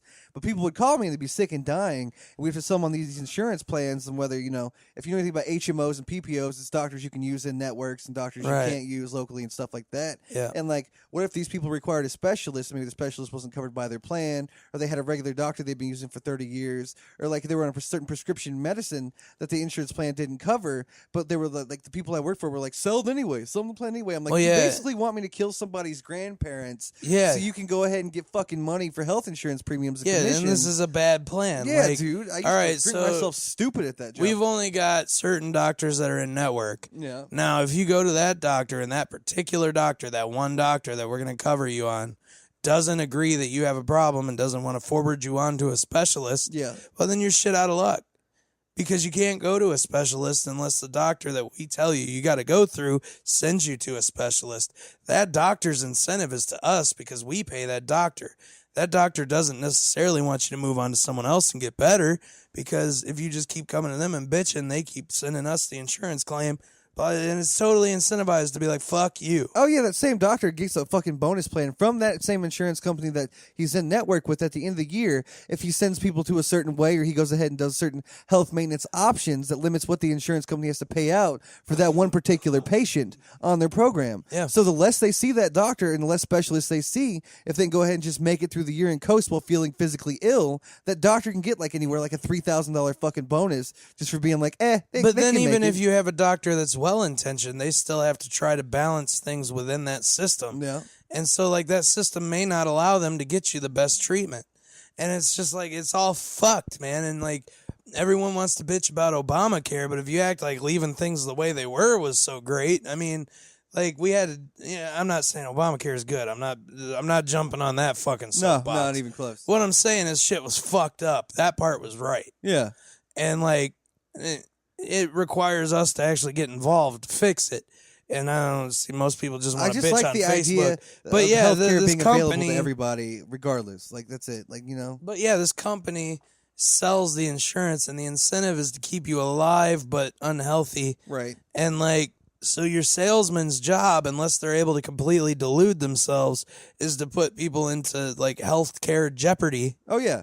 And like, for some people it works out, and for some people it doesn't. And it's just like, dude, this is fucked up, man. We're talking about people's lives. I was like, I'm not talking about dollars and cents. Fuck those insurance companies. How about that? Yeah. Fuck their CEOs. Fuck their salaries. I don't give a fuck. They got enough fucking money in the bank already that we could just be like, you know what? Take what you got and go fuck yourself. Word. We don't have to fucking imprison them, but we don't have to keep fucking giving them incentive to be cunty to people either.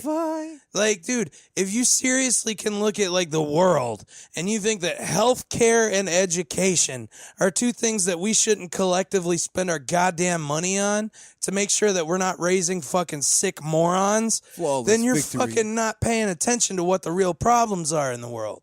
Like, this is a fucking human problem. That's a real thing. And we should give a fuck about each other. Like, what the fuck? I'm conservative, so I back up the guy who has fucking billions of dollars because there's a hope that someday with pulling up my bootstraps and a little bit of elbow grease, I too can be a millionaire. Never mind that you didn't get your high school diploma the first time. Never mind that you had to go get your GED and you fucking worked dead-end jobs your whole life and you're already fucking 50, 60, 70 years old and you're still buying into this goddamn bullshit lie they've fucking sold you for the last 70 fucking years of your life.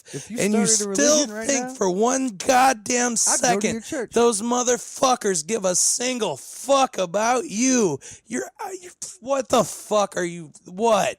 You're out of your mind. I'd handle a snake right now in the name of Jesus just for that rant. Just for that rant. It's not about politics. It's about people. Like, we need to take care of each other because that's what we got. I'd handle a cobra. Like, fucking conservatives and Democrats and fucking all this bullshit. Riding a bicycle with a banana seat. I compromise my nuts to hear this right now. Yeah, it doesn't need to be a free-for-all. Like, everyone doesn't need to live for free in society.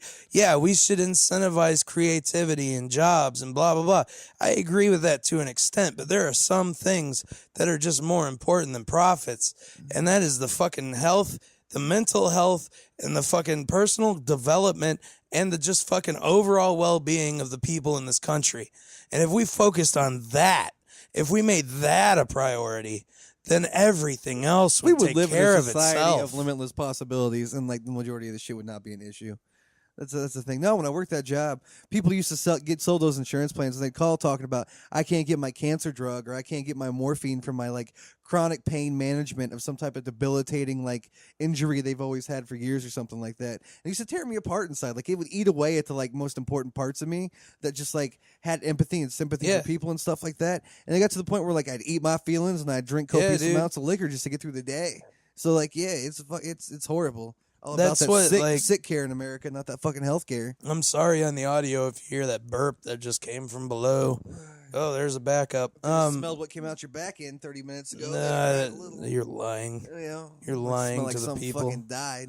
I would never fart during a podcast. I was about to have a funeral for whatever you ate.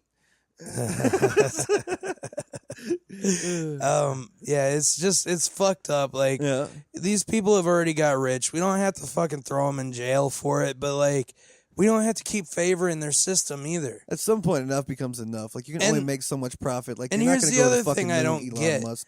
I don't understand the generation before us. Like, I don't know about you, but like the overwhelming message I got from the adults when I was a child was like, you have to go to college. Yeah. You have to get a degree. Blah, blah, blah, degree. So I go to college, right? I waited a while till I was, older or whatever. Yeah. But that's what I was always told I had to do, and it would improve my life. I went to college, and I got an associate's degree in business. Yeah. What I got was an insurmountable amount of debt. Yeah. And then about halfway, not even halfway, I got like a quarter of the way through my bachelor's, and then I realized that, like, I'm repeating the same shit I just did to get my associates. Okay. I'm not going to do this. Why should I have to do 2 years more of the same shit I already did to have a piece of paper that says I did it? I already have a piece of paper that says I did it. It's an associate's degree. I did it for 2 fucking years already. I don't want to do 2 more. I did. I know how to run a business, motherfucker. I don't need any more proof. I started college in my senior year of high school because I realized I didn't have to need transcripts or SAT scores to go ahead and get into community college. So I was like, I'm going to expedite the shit out of this process. I did web design, I did journalism, I even went to vocational school and did more like computer repair and everything else. So I put in probably 6 years of schooling in maybe 18 months and crammed it all in there on the fast track. Like, it was to the point where I was using my high school papers and turning them into my journalism classes in college. Which is technically, unless you have like permission to do it. Yeah. What's the word?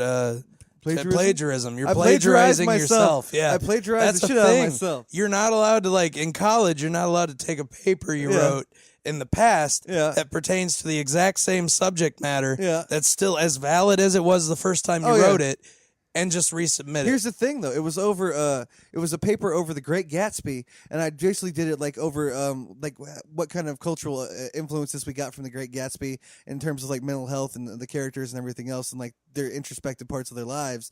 And I went ahead and I elaborated on it, and I did it in such a way that my 12th grade English teacher couldn't understand it and gave me a D-. I submitted the same paper in my journalism class in college in my first year, and the teacher went ahead and pinned it on the back of the room wall so people could gaze upon its glory with an A+ on it.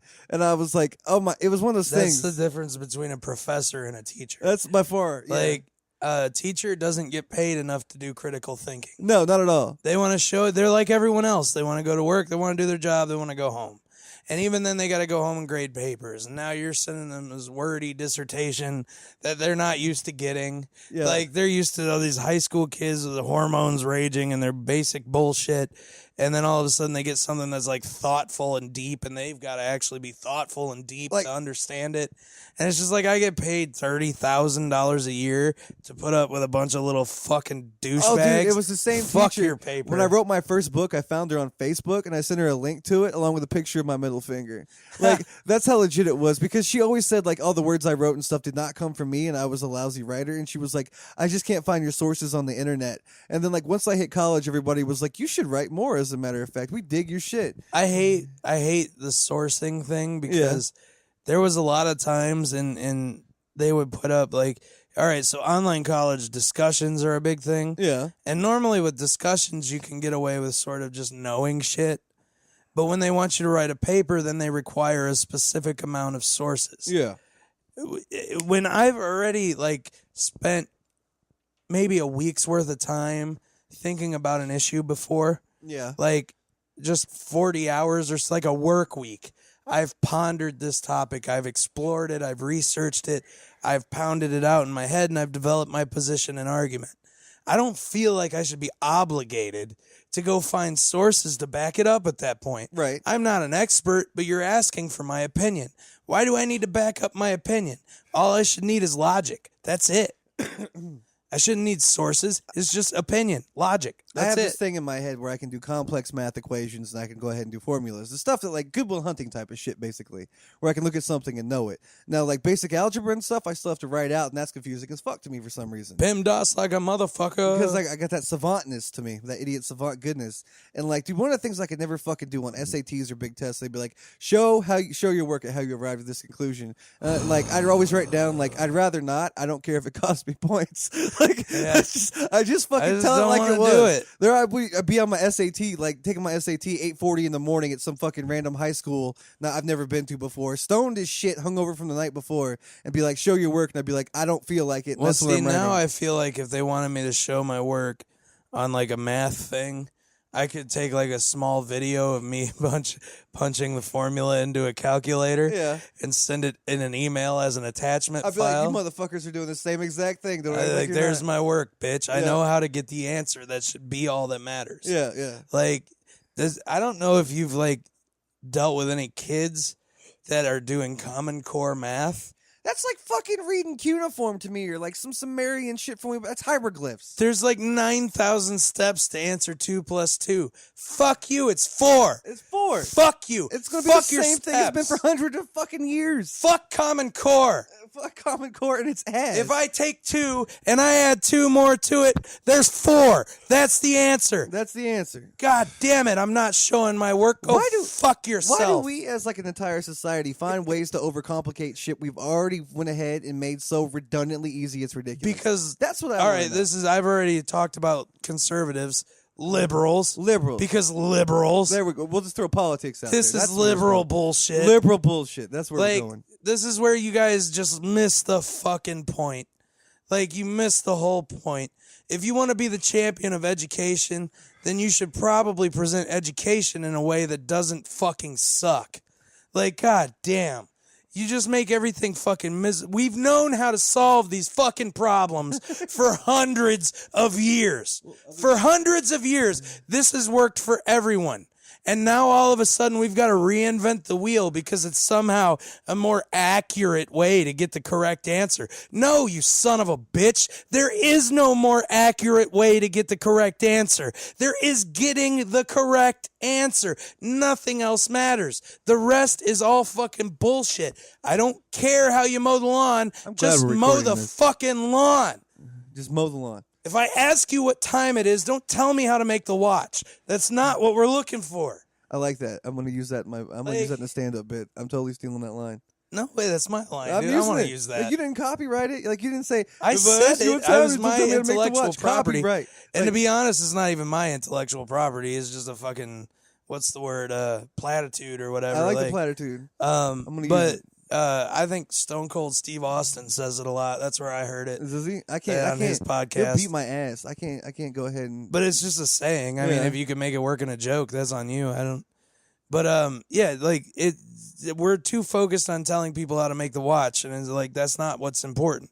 The people who want to learn how to make watches should learn how to make watches, and the rest of us should learn how to tell time and get on to something more useful. And then you have guys like me who don't wear a watch, really look at the time and sleep till noon on a habitual basis, who just don't give a fuck for the concept of time. Well, yeah, I mean, my own time. That's what time I recognize. My own time. I could classify myself as one of those people. Yeah. But I also have put myself in a position where I have to be a slave to the grind. Yeah. But, it's just, we're so far off the mark on the things that are actually important and intuitive and like that would actually help us advance causes and whatever. Like that, on the one end we're just worried about money and blah blah blah. On the other end, I think it makes us. We're just worried about feelings and bullshit. I think it just takes away from like what we could accomplish. Yeah, like, totally. As a society, because we're sitting here trying to reinvent things we've already fucking invented and refined. Yeah. Like I think honestly, like. The cure for cancer seems like it'd be a more like fucking time-worthy investment of your time than sitting here learning how to do fucking Common Core math. Like, why don't we focus on the things we don't have answers and solutions for Here's first? the thing. We still have a school... This is taking a weird tangent, but I'm cool with it. We have a school system that's geared to, like, churn out manufacturing employees. Yeah. We don't have a manufacturing-based economy anymore. No. Our economy is service-based, which God fucking save us. That's a terrible thing. But that's what it is. So we're not preparing people. What we need to do is be preparing people for ideas. Like it's an idea-based marketplace now. Yeah. So you need to go into like separate sections of study that will benefit what you're good at and what you're interested in. Instead, we keep putting them through this assembly line process. And yeah, I agree. There are some basic and educational markers that we should all meet. But most of those should probably be met by about 7th or 8th grade. Yeah. And by the time you're going into high school, it should be for a trade or a career or an interest or something that's actually going to benefit you and the rest of us as you move forward. Putting you through 4 more years of more history, more math, more science. It's like, look, if you want to go into one of those fields, then by now you should know it. You should have an interest in it. And that you could pursue in high school. But you don't have to pursue it. Like, if you want to build shit, there should be, like, a curriculum for that. And if you want to, like, be like a scientist, there should be a curriculum for that. Like, and we should, by the time you're getting through 8th grade, we should be figuring out, like, what you're going to do that's going to actually contribute to society in a meaningful way and also give you the fulfillment you need to not be a miserable fucking wretch the rest of your life. I like the whole thing. Like China does this thing in that, like, where they get the 7th and 8th graders the aptitude test to determine their career path and whether or not they should stay in school or they should quit and go like become like a journeyman or an apprentice or something like that. But also, like, with our like Western culture and in America, what we're doing right now is we're giving kids the ability to go ahead and separate themselves and find their own identities. But we have a service economy, which is like counterproductive to having a service economy. So what we're essentially doing is being like, yo, kids, go ahead and give yourselves your own pronouns, your own religious values, and dictate what you want to do for the rest of your life. But when they go into the real world, they get that real world slap in the face where a lot of people don't give a shit about that and then just want to basically lead a life of indentured servitude for financial gain. Right. Yeah. It's totally counterproductive to how we're even raising our kids when it comes out to like our kids hitting the workforce, which is why so many kids out there are like falling on their asses their first time out to the employment office. Like, it's really fucked up. Yeah, I think we've got the wrong idea. And, I mean, and we've got to grab hold of it. Like, whether you're left or right, it doesn't matter. We're fucking up. Yeah. Like, we're fucking up. Donald Trump is president. Look, everyone fucked up for that to happen. Yeah. I'm sorry. I don't care how much you're entertained by him. It's not a good thing. Yeah. Who knows what... We don't know everything a president does. Yeah. Donald Trump gives us a little more insight because he tweets every fucking thing he sees. But there's more. There's like more that we president. don't know about. Right. I have no idea. You have no idea. Nobody that isn't in those fucking classified meetings and shit has any idea The majority, what kind of hole we could actually be in because of this dumb motherfucker. the majority of what you get from the news and the news sources are owned by, like, basically there's 7 major news agencies out there that you go ahead and get your news from, and they're owned by the same, like, Saudi billionaires in another country. So, like, what you're getting is biased news sources from the same, like, 7 different major agencies you're doing it from. And they're then, all like, either liberal or conservative. yeah, and then the thing about it is when it comes to politics, what you're actually hearing and, like, what you're actually getting is, like, a predefined, like, staged, rehearsed, like, filtered version of the news. Like, you're only getting maybe, like, 30% out of the entire 100% you should be privy to when it comes to knowing everything that goes on, when it comes to wars, the issues around the world, the actual crisis that we as a nation are facing, and everything else. You're getting a watered-down version of that, and you're only getting a partial truth and a partial percentage of the entire truth, and you're sucking this shit down, and you're going ahead and defining how you're going to lead your life, live your life, and, like, your future off of, like, 30% of what you know out of the entire fucking pie of 100% of, like, shit that you should be knowing in the first place. And It's I'm going really to no way to guarantee live. you that no matter what side of the aisle you're on right now, Yeah. and if you lean towards conservative financial values, I can understand that. And if you lean towards liberal social values up to a certain extent, I can understand that. Yeah. What I don't understand is how nobody realizes that no matter who's in charge, it's the same shit. Always gonna be the same Every shit. single Always time. going to be the same shit. George Bush was Obama. Like, it's the same shit. The only difference is the jersey. Like, there was nothing different. Yeah. Obama had more drone strikes than Bush. Like, he was a more war, like, you know, like, he killed more innocent people than anyone. I could tell you that. Let's see. Like, Gary Vee does the thing where he talks about, like, if you pin all your hopes and dreams on who the next president is, you're a piece of shit. He's like, because what you don't realize is That's a good premise. the president doesn't control the gas prices. Like, if you can't afford gas, work another 2 hours, motherfucker, you'll get there. And, like, if you go ahead and, like, if you don't like the cost of living where you're located, fucking what move. up, JD? Yeah, like, if you don't like the cost of living where you're located, just fucking move somewhere. And if you don't like the price of groceries and everything, grow your own fucking food and shut up. Like, there's so many alternatives you have out there besides complaining and blaming things on a political system that you don't even, like, you yourself participate in, except to vote and to watch the nightly news, which isn't even remotely fucking accurate. And the thing is no matter who's in there, Hutch you. Bless you, my child. usually they come in threes. But you don't, like, nothing changes. Yeah. No matter who's in charge. And it's all about special interests. It's all about who's got the most money. And we outnumber those motherfuckers. If we could just get together for once and just be like, you know what? This shit's fucked up and we're tired of it. Yeah. Both of you sons of bitches are lying to us.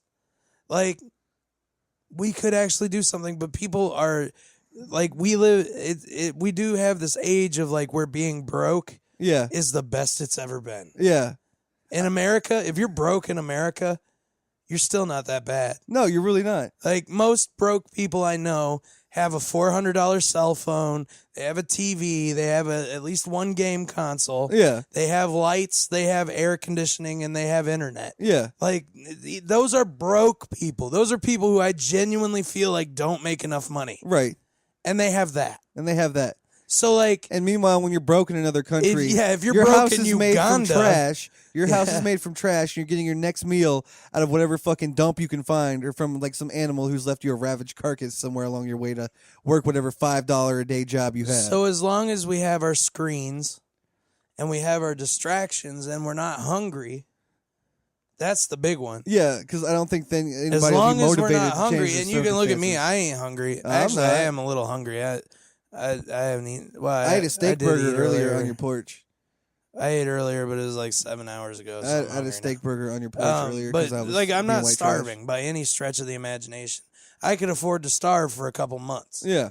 And like, I'd be okay. I'd actually be a lot better off for it by the end of it. I have 100 pounds of meat in a deep freezer just for whenever I feel like I might be starving. And Like, so, I have like, 100 pounds of food for maybe when I'm hungry. not starving. I've got a lot of conveniences, and like, I'm broke. Yeah. In my opinion. Yeah. And so, like, yeah, I mean, yeah, if we'd all just fucking quit freaking out about who's left and who's right, and just realize, hey, we're getting fucked, we could make a change. But a lot of people want to take the attitude of like, working a fast food job for $15 is a bad idea. But let me tell you something, you dumbass. A rising tide lifts all ships. Yeah, it does. If all of a sudden at McDonald's you make $15 an hour, then El Medical Device Companyo can't exactly justify paying you less than fucking $15 an hour. Now can they? Yeah. No, they can't. I've never really understood. Like, I understand the premise behind the fight for 15 with fast food workers and everything else, but like at the same time, nobody ever thinks about like what the economy would do and how businesses would have to adapt to that $15 an hour change because their workers, their That wage would workers trickle be out. That asking would for more ripple money. out to everybody. Yeah, dude, that'd be Everybody who works in a job where they look at a fast food job and they're like, "Fuck that," yeah.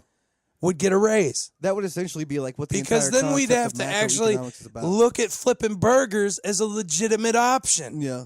I make $13.40 an hour after 6 years. 6 years. It takes 20 years to get to the top of the pay scale. And yes, they top you out. You can no longer get raises after 20 years. 20 years of service, we stop increasing your pay. So that's what you think is a good system? That's what most employers do. They pay you as little as humanly fucking possible. Like, and everyone's just like, whatever. Have you ever looked up the stats for Indiana and seen what the job, like the actual wages are for someone who's 40 years of age with their own home? Probably 35 at the most. No, like here's the thing, like basically if you're between the age of like 30 and 40 years of age, you own your own home and you're still have a mortgage to pay to the bank and you've worked for a company for 10 plus years, what basically according to the census and everything, you either work in medical devices or services, imagine that. Yeah. And then the most you're going to make is around $12 to $13 an hour. So that's it. Like, so that's where you go ahead and pay off your $175,000 house. You like your 4 kids, their college tuition, your health insurance, and all your fucking benefits and everything else. Act like with your $12 an hour. They take 1/3 of your life. Yep.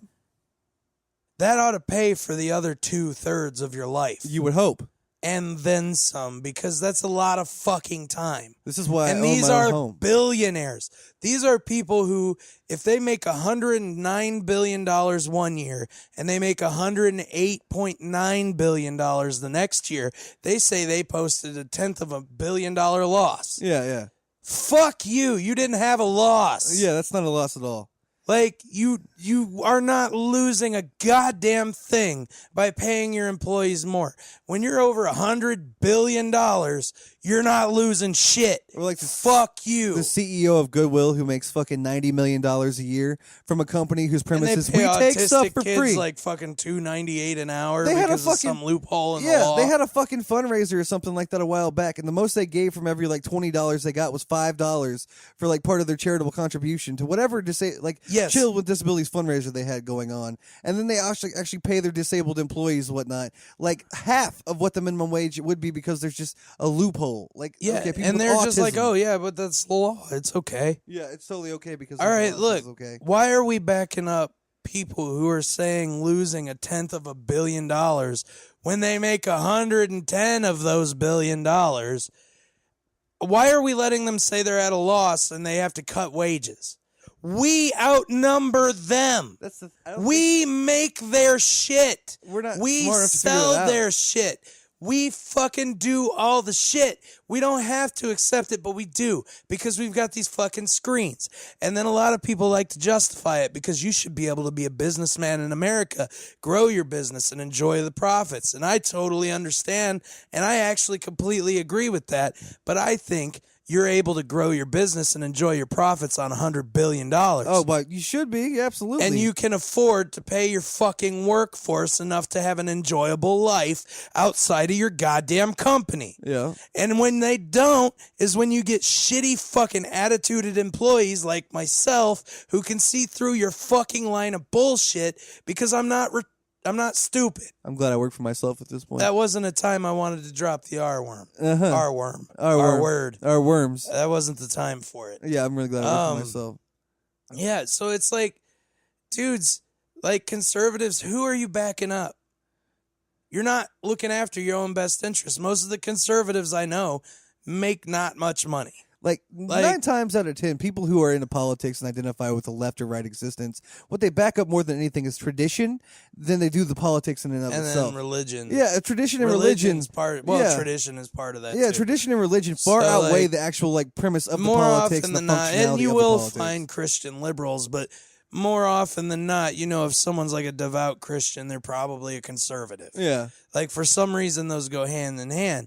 I mean, they call it the GOP, that's God's own party, but like, really, they're fucking crooked hucksters that want your money. So is the left.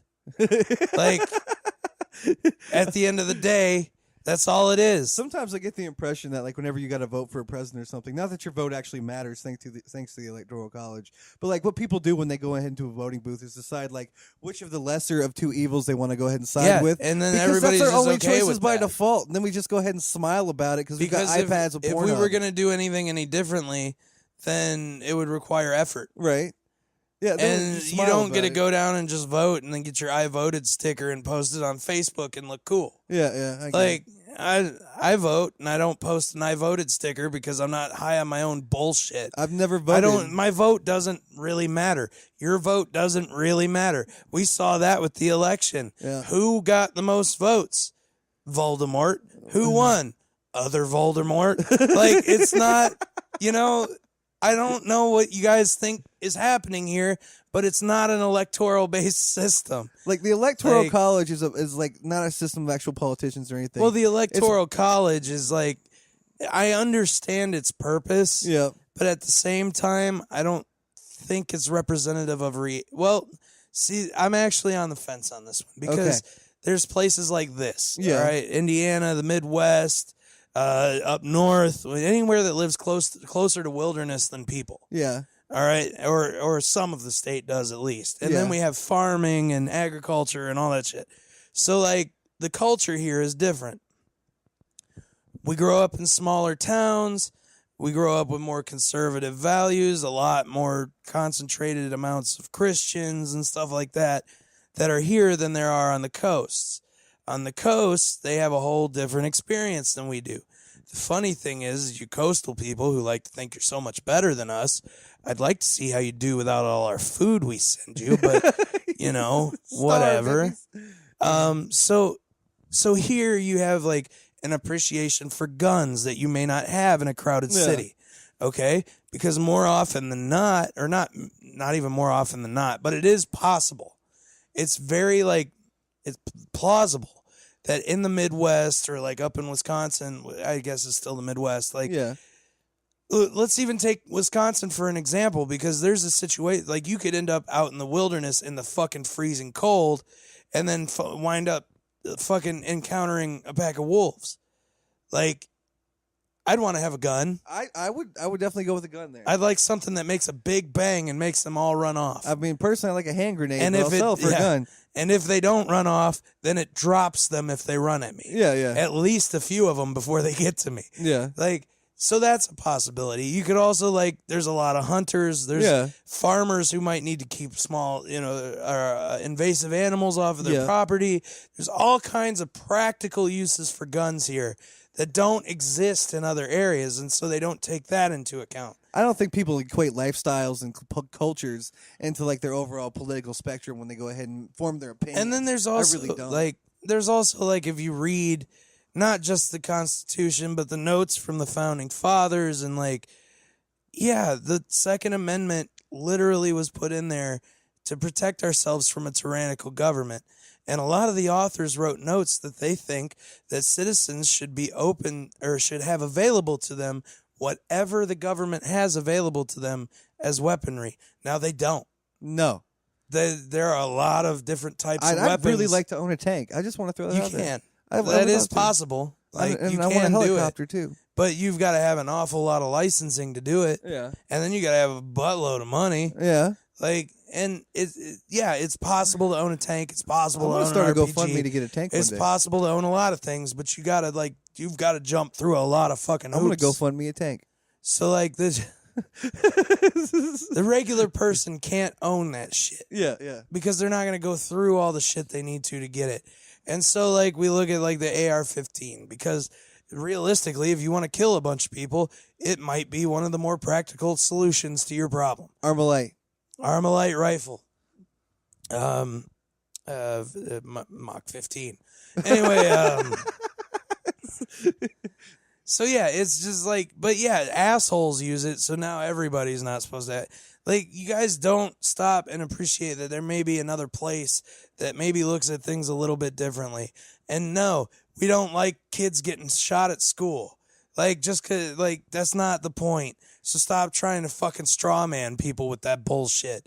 Like, all right, little Timmy and Susie from Florida, we understand that you were fucking horrified and a bad thing happened to you and you're going to be traumatized for the rest of your life. David Hoggs of the world unite. And we all feel terrible for you until you start demanding a lifestyle change from everybody who didn't do it. I love David Hogg, who was like, I'm going to go ahead and speak about the ineptability of my parents and how they're not like good for speaking on politics and how adults suck at politics. And I'm like, but those same adults gave you the food you're eating, the clothes you're wearing, and the roof you're living under, you stupid piece of shit. Well, and like, then you want to with look no at gratitude like, talking about guns only you've never cops shot. should have guns, but at the same time, cops shoot too many black people. Yeah. And then at the same time, in that Florida school shooting, a cop with a gun stood outside and didn't run in and handle the situation. Said there 4 minutes with a stump his ass. I remember, yeah. So, like, it's not like all cops are heroes with guns either. And so, if you want to make the argument that nobody should have these weapons, then I agree. Take them off most of the police unless they're specially trained. Great Britain doesn't have every cop walking around with a gun. Yeah. Like, if we're going to go that far, let's go. In other countries, cops are elected officials just like you have to do like a fucking mayor or somebody. I feel like you should have to pass some kind of, like, something that makes sure you're still mentally there. Yeah. And you're, like, there for the right reasons. Yeah, like a psychological evaluation, at least something or other. Because I think like what legit happens one, not a fucking is a 30 lot of question survey. thrill-seeking type people get into that. So Yeah. the people who want to use their gun. As a guy who works in security for a living, I can tell you I've worked with a lot of ex-cops who have severe Napoleon complexes And they stem wanna from fight. the childhood, and they all want to fight. I've had guys who worked on my security team and stuff, who I was a supervisor of for a job, talk about, well, I've got a gun in my ankle right now, and I'm like, we're at a college function where the rowdiest thing we're going to see is a drunk frat boy pissing on a fence. I was like, if you so much as tell me you have a gun, I'm going to fire your ass tomorrow. I was like, there's no need to be trigger happy when you can usually say, hey, stop, don't do that, and realize the situation you're in. Yeah, Like a lot of times people would escalate like the nature of a situation with their words and their violence before all there right, ever so is here's violence. the thing, and I at once appreciate and also don't appreciate this, because a lot of people have the mindset that I don't care what happens, I'm getting home to my family. Yeah. All right, now I can appreciate that you want to get home to your family. However, if your mindset as a police officer starts off with, I don't care what happens, Yeah. I don't want you there. I wouldn't. I don't want to pay your salary. No. You're not there for the right reason, and you're more likely to pull your gun and do something when you could have de-escalated the situation. Exactly. But you're already coming from a place of fear. I get it. Yeah, totally. And that's not what we need. Like, we don't need people who are starting their shift scared they're not going to make it home. I feel like we could If form you a don't have domestic enough- partnership right now. If you don't have enough confidence in yourself to be able to pull your job off, like to go in there and know that, hey, odds are I'm going to be getting home to my family tonight, Yeah. then you should not be a person who's a crisis response individual. Like, that's the wrong I don't think thing. anybody's ever truly like said that perspective or looked at it from that way. Like, if you're not competent enough to do your job, and the fact that you want to go ahead and come home, and like that you think you can get yourself through your shift with your skills and like your knowledge and everything, then don't fucking do the job in the first Exactly. place. I don't think We anybody's don't ever need laid you. it out that black and white. They should. Like, maybe it's your dream job or whatever, but you're not there for the right reasons. Yeah. And I don't want to pay you Yeah. because you're going to fuck some shit up someday. And then we're all going to have to, like, have a big discussion about police brutality or whatever because you couldn't keep a cool head. Yeah. So, like, I don't know, man. This one took a real serious turn. But we are getting in on, we got about 4 minutes till we hit 2 hours. Okay. So I guess maybe we should start reeling it in a bit. But there's just so many different ways to look at things than the first way you look at things. And I think a lot of people get caught in these traps where the first conclusion they draw is the last conclusion they need. That totally is. That's accurate as fuck. That That's t-shirt time. Is dangerous. We need that on a t-shirt. That is what gets us into fucked up situations like the ones we're in. Yeah. And that is shit people do on a personal level. They do it in business. It's all everywhere. aspects of their lives, and it's very like selfish, self-absorbed behavior. I'm not advertising for fucking socialism, but what I am saying is that as people, we need to be a little more tolerant of our differences and a little more helpful where some of us have shortcomings. Like I look at it like this. If I have a lot of money, yes, and I need something done, loan me 100, I'll do it. And I'll just pay you 100. And I know someone who's capable but doesn't have money. Yeah. Then I can help that person out. That person can help me out. That's great, but I'm not going to rip them off to do it. Right. Like, that's like when I asked you about mowing the lawn. It's like, how much do you need for it? $20. It's not like, I'll give you $10 to mow my lawn. I've done worse things for $20. Best but believe. Yeah, it's a perspective of like, I know you do freelance work for a living. Yep. I know I have freelance jobs I don't want to do. Like, I'm freelance as fuck. We can help each other out. And if you take that mentality out into humanity at large, if we preached that, which is kind of what Jesus would do, we might get a little further. Yeah. So, especially if you turn water into wine.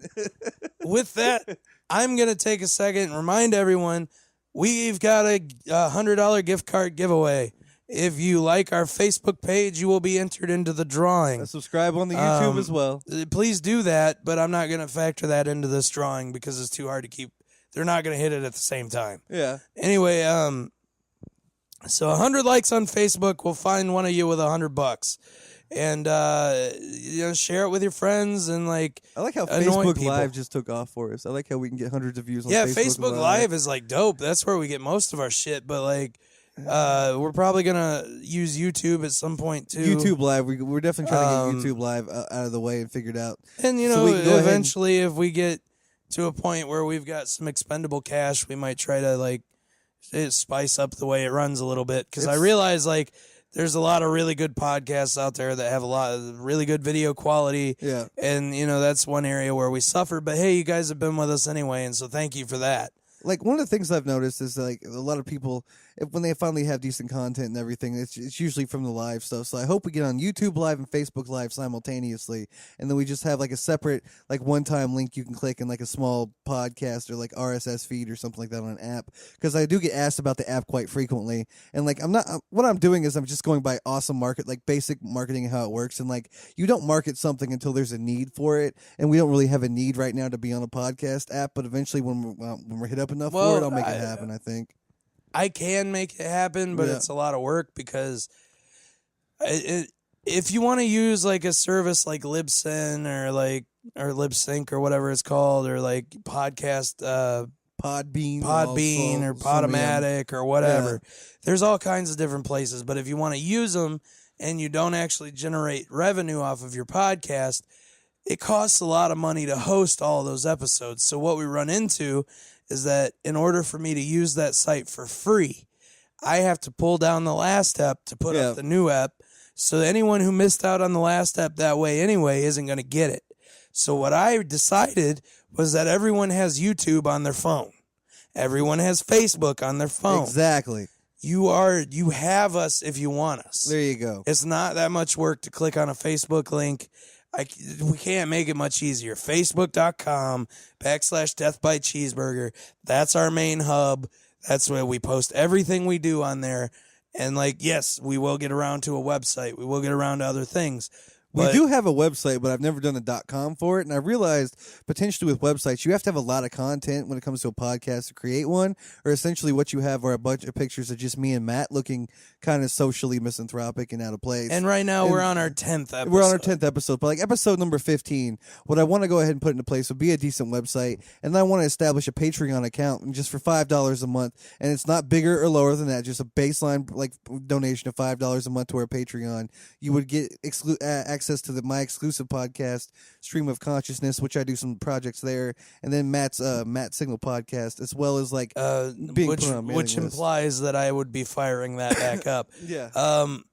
So we're going to discuss that a little more on the back end here, but I get where you're going, and I don't necessarily disagree. Right. But I might have some nuts and bolts to throw on it. Anyway, I like your nuts and I like your bolts. Oh, I'm glad. Yeah. Anyway, so I think we're going to go ahead and wrap it up. We're over 2 hours. Oh, I want to promo myself. Oh, what up? I'm going to Indianapolis on Monday night and to do a set at a place called Joker's Comedy Club in Indianapolis. You're going to have to Google it because I have no idea where it's at. Basically, a friend of mine was like, hey, I'll drive you to Indianapolis Monday night if you want to do a set on stage. And I was like, well, if you're driving, I'm going. And so that's how it happened. And then he went ahead and gave my name to the promoter or the event organizer or whatever have you and was like, this guy's going to do stand-up with me. And so that's what I'm doing. Cool. Monday night, Joker's awesome. Indianapolis. I don't know if I'll be able to make it, but you should record it. I'm going to record the shit out of it. So that's cool. Monday night, Jokers in Indianapolis. If anybody within the sound of our voice can make it there, and if I can arrange to have the proper hours off of work, I might tag along as well. Just to check that out. I need to, even if I'm not going to go up, because I haven't been writing, if we're fully honest, I just haven't been in the right state of mind to write jokes. Yeah. I do need to start, I need to find a way to start hanging around it. I'm thinking of trying a 5-minute bit in Indianapolis on cocaine. This is a 5-minute bit. I have so many cocaine jokes, they're ridiculous. Man, if that doesn't start off well, you're in it for 5 minutes. I know. Like, it's sink or swim time. Like, yeah. Well, I mean, hey, if you can bomb for 5 minutes and stay true to yourself while you do it, yeah, you'll be able to learn something from it. So that's all that matters. Even better, bombing's not that bad when you make light of it. So it's all good. Yeah, no, I noticed that if you make fun of yourself, that helps. Yeah. Like, I forgot the first time I went on that my voice was fucked up. And so as soon as I started talking, it failed on the first word. Like, so I had to, and then I had to restart, and everyone's like, what's, and I was like, I got to apologize about my voice. I'm a heavy smoker.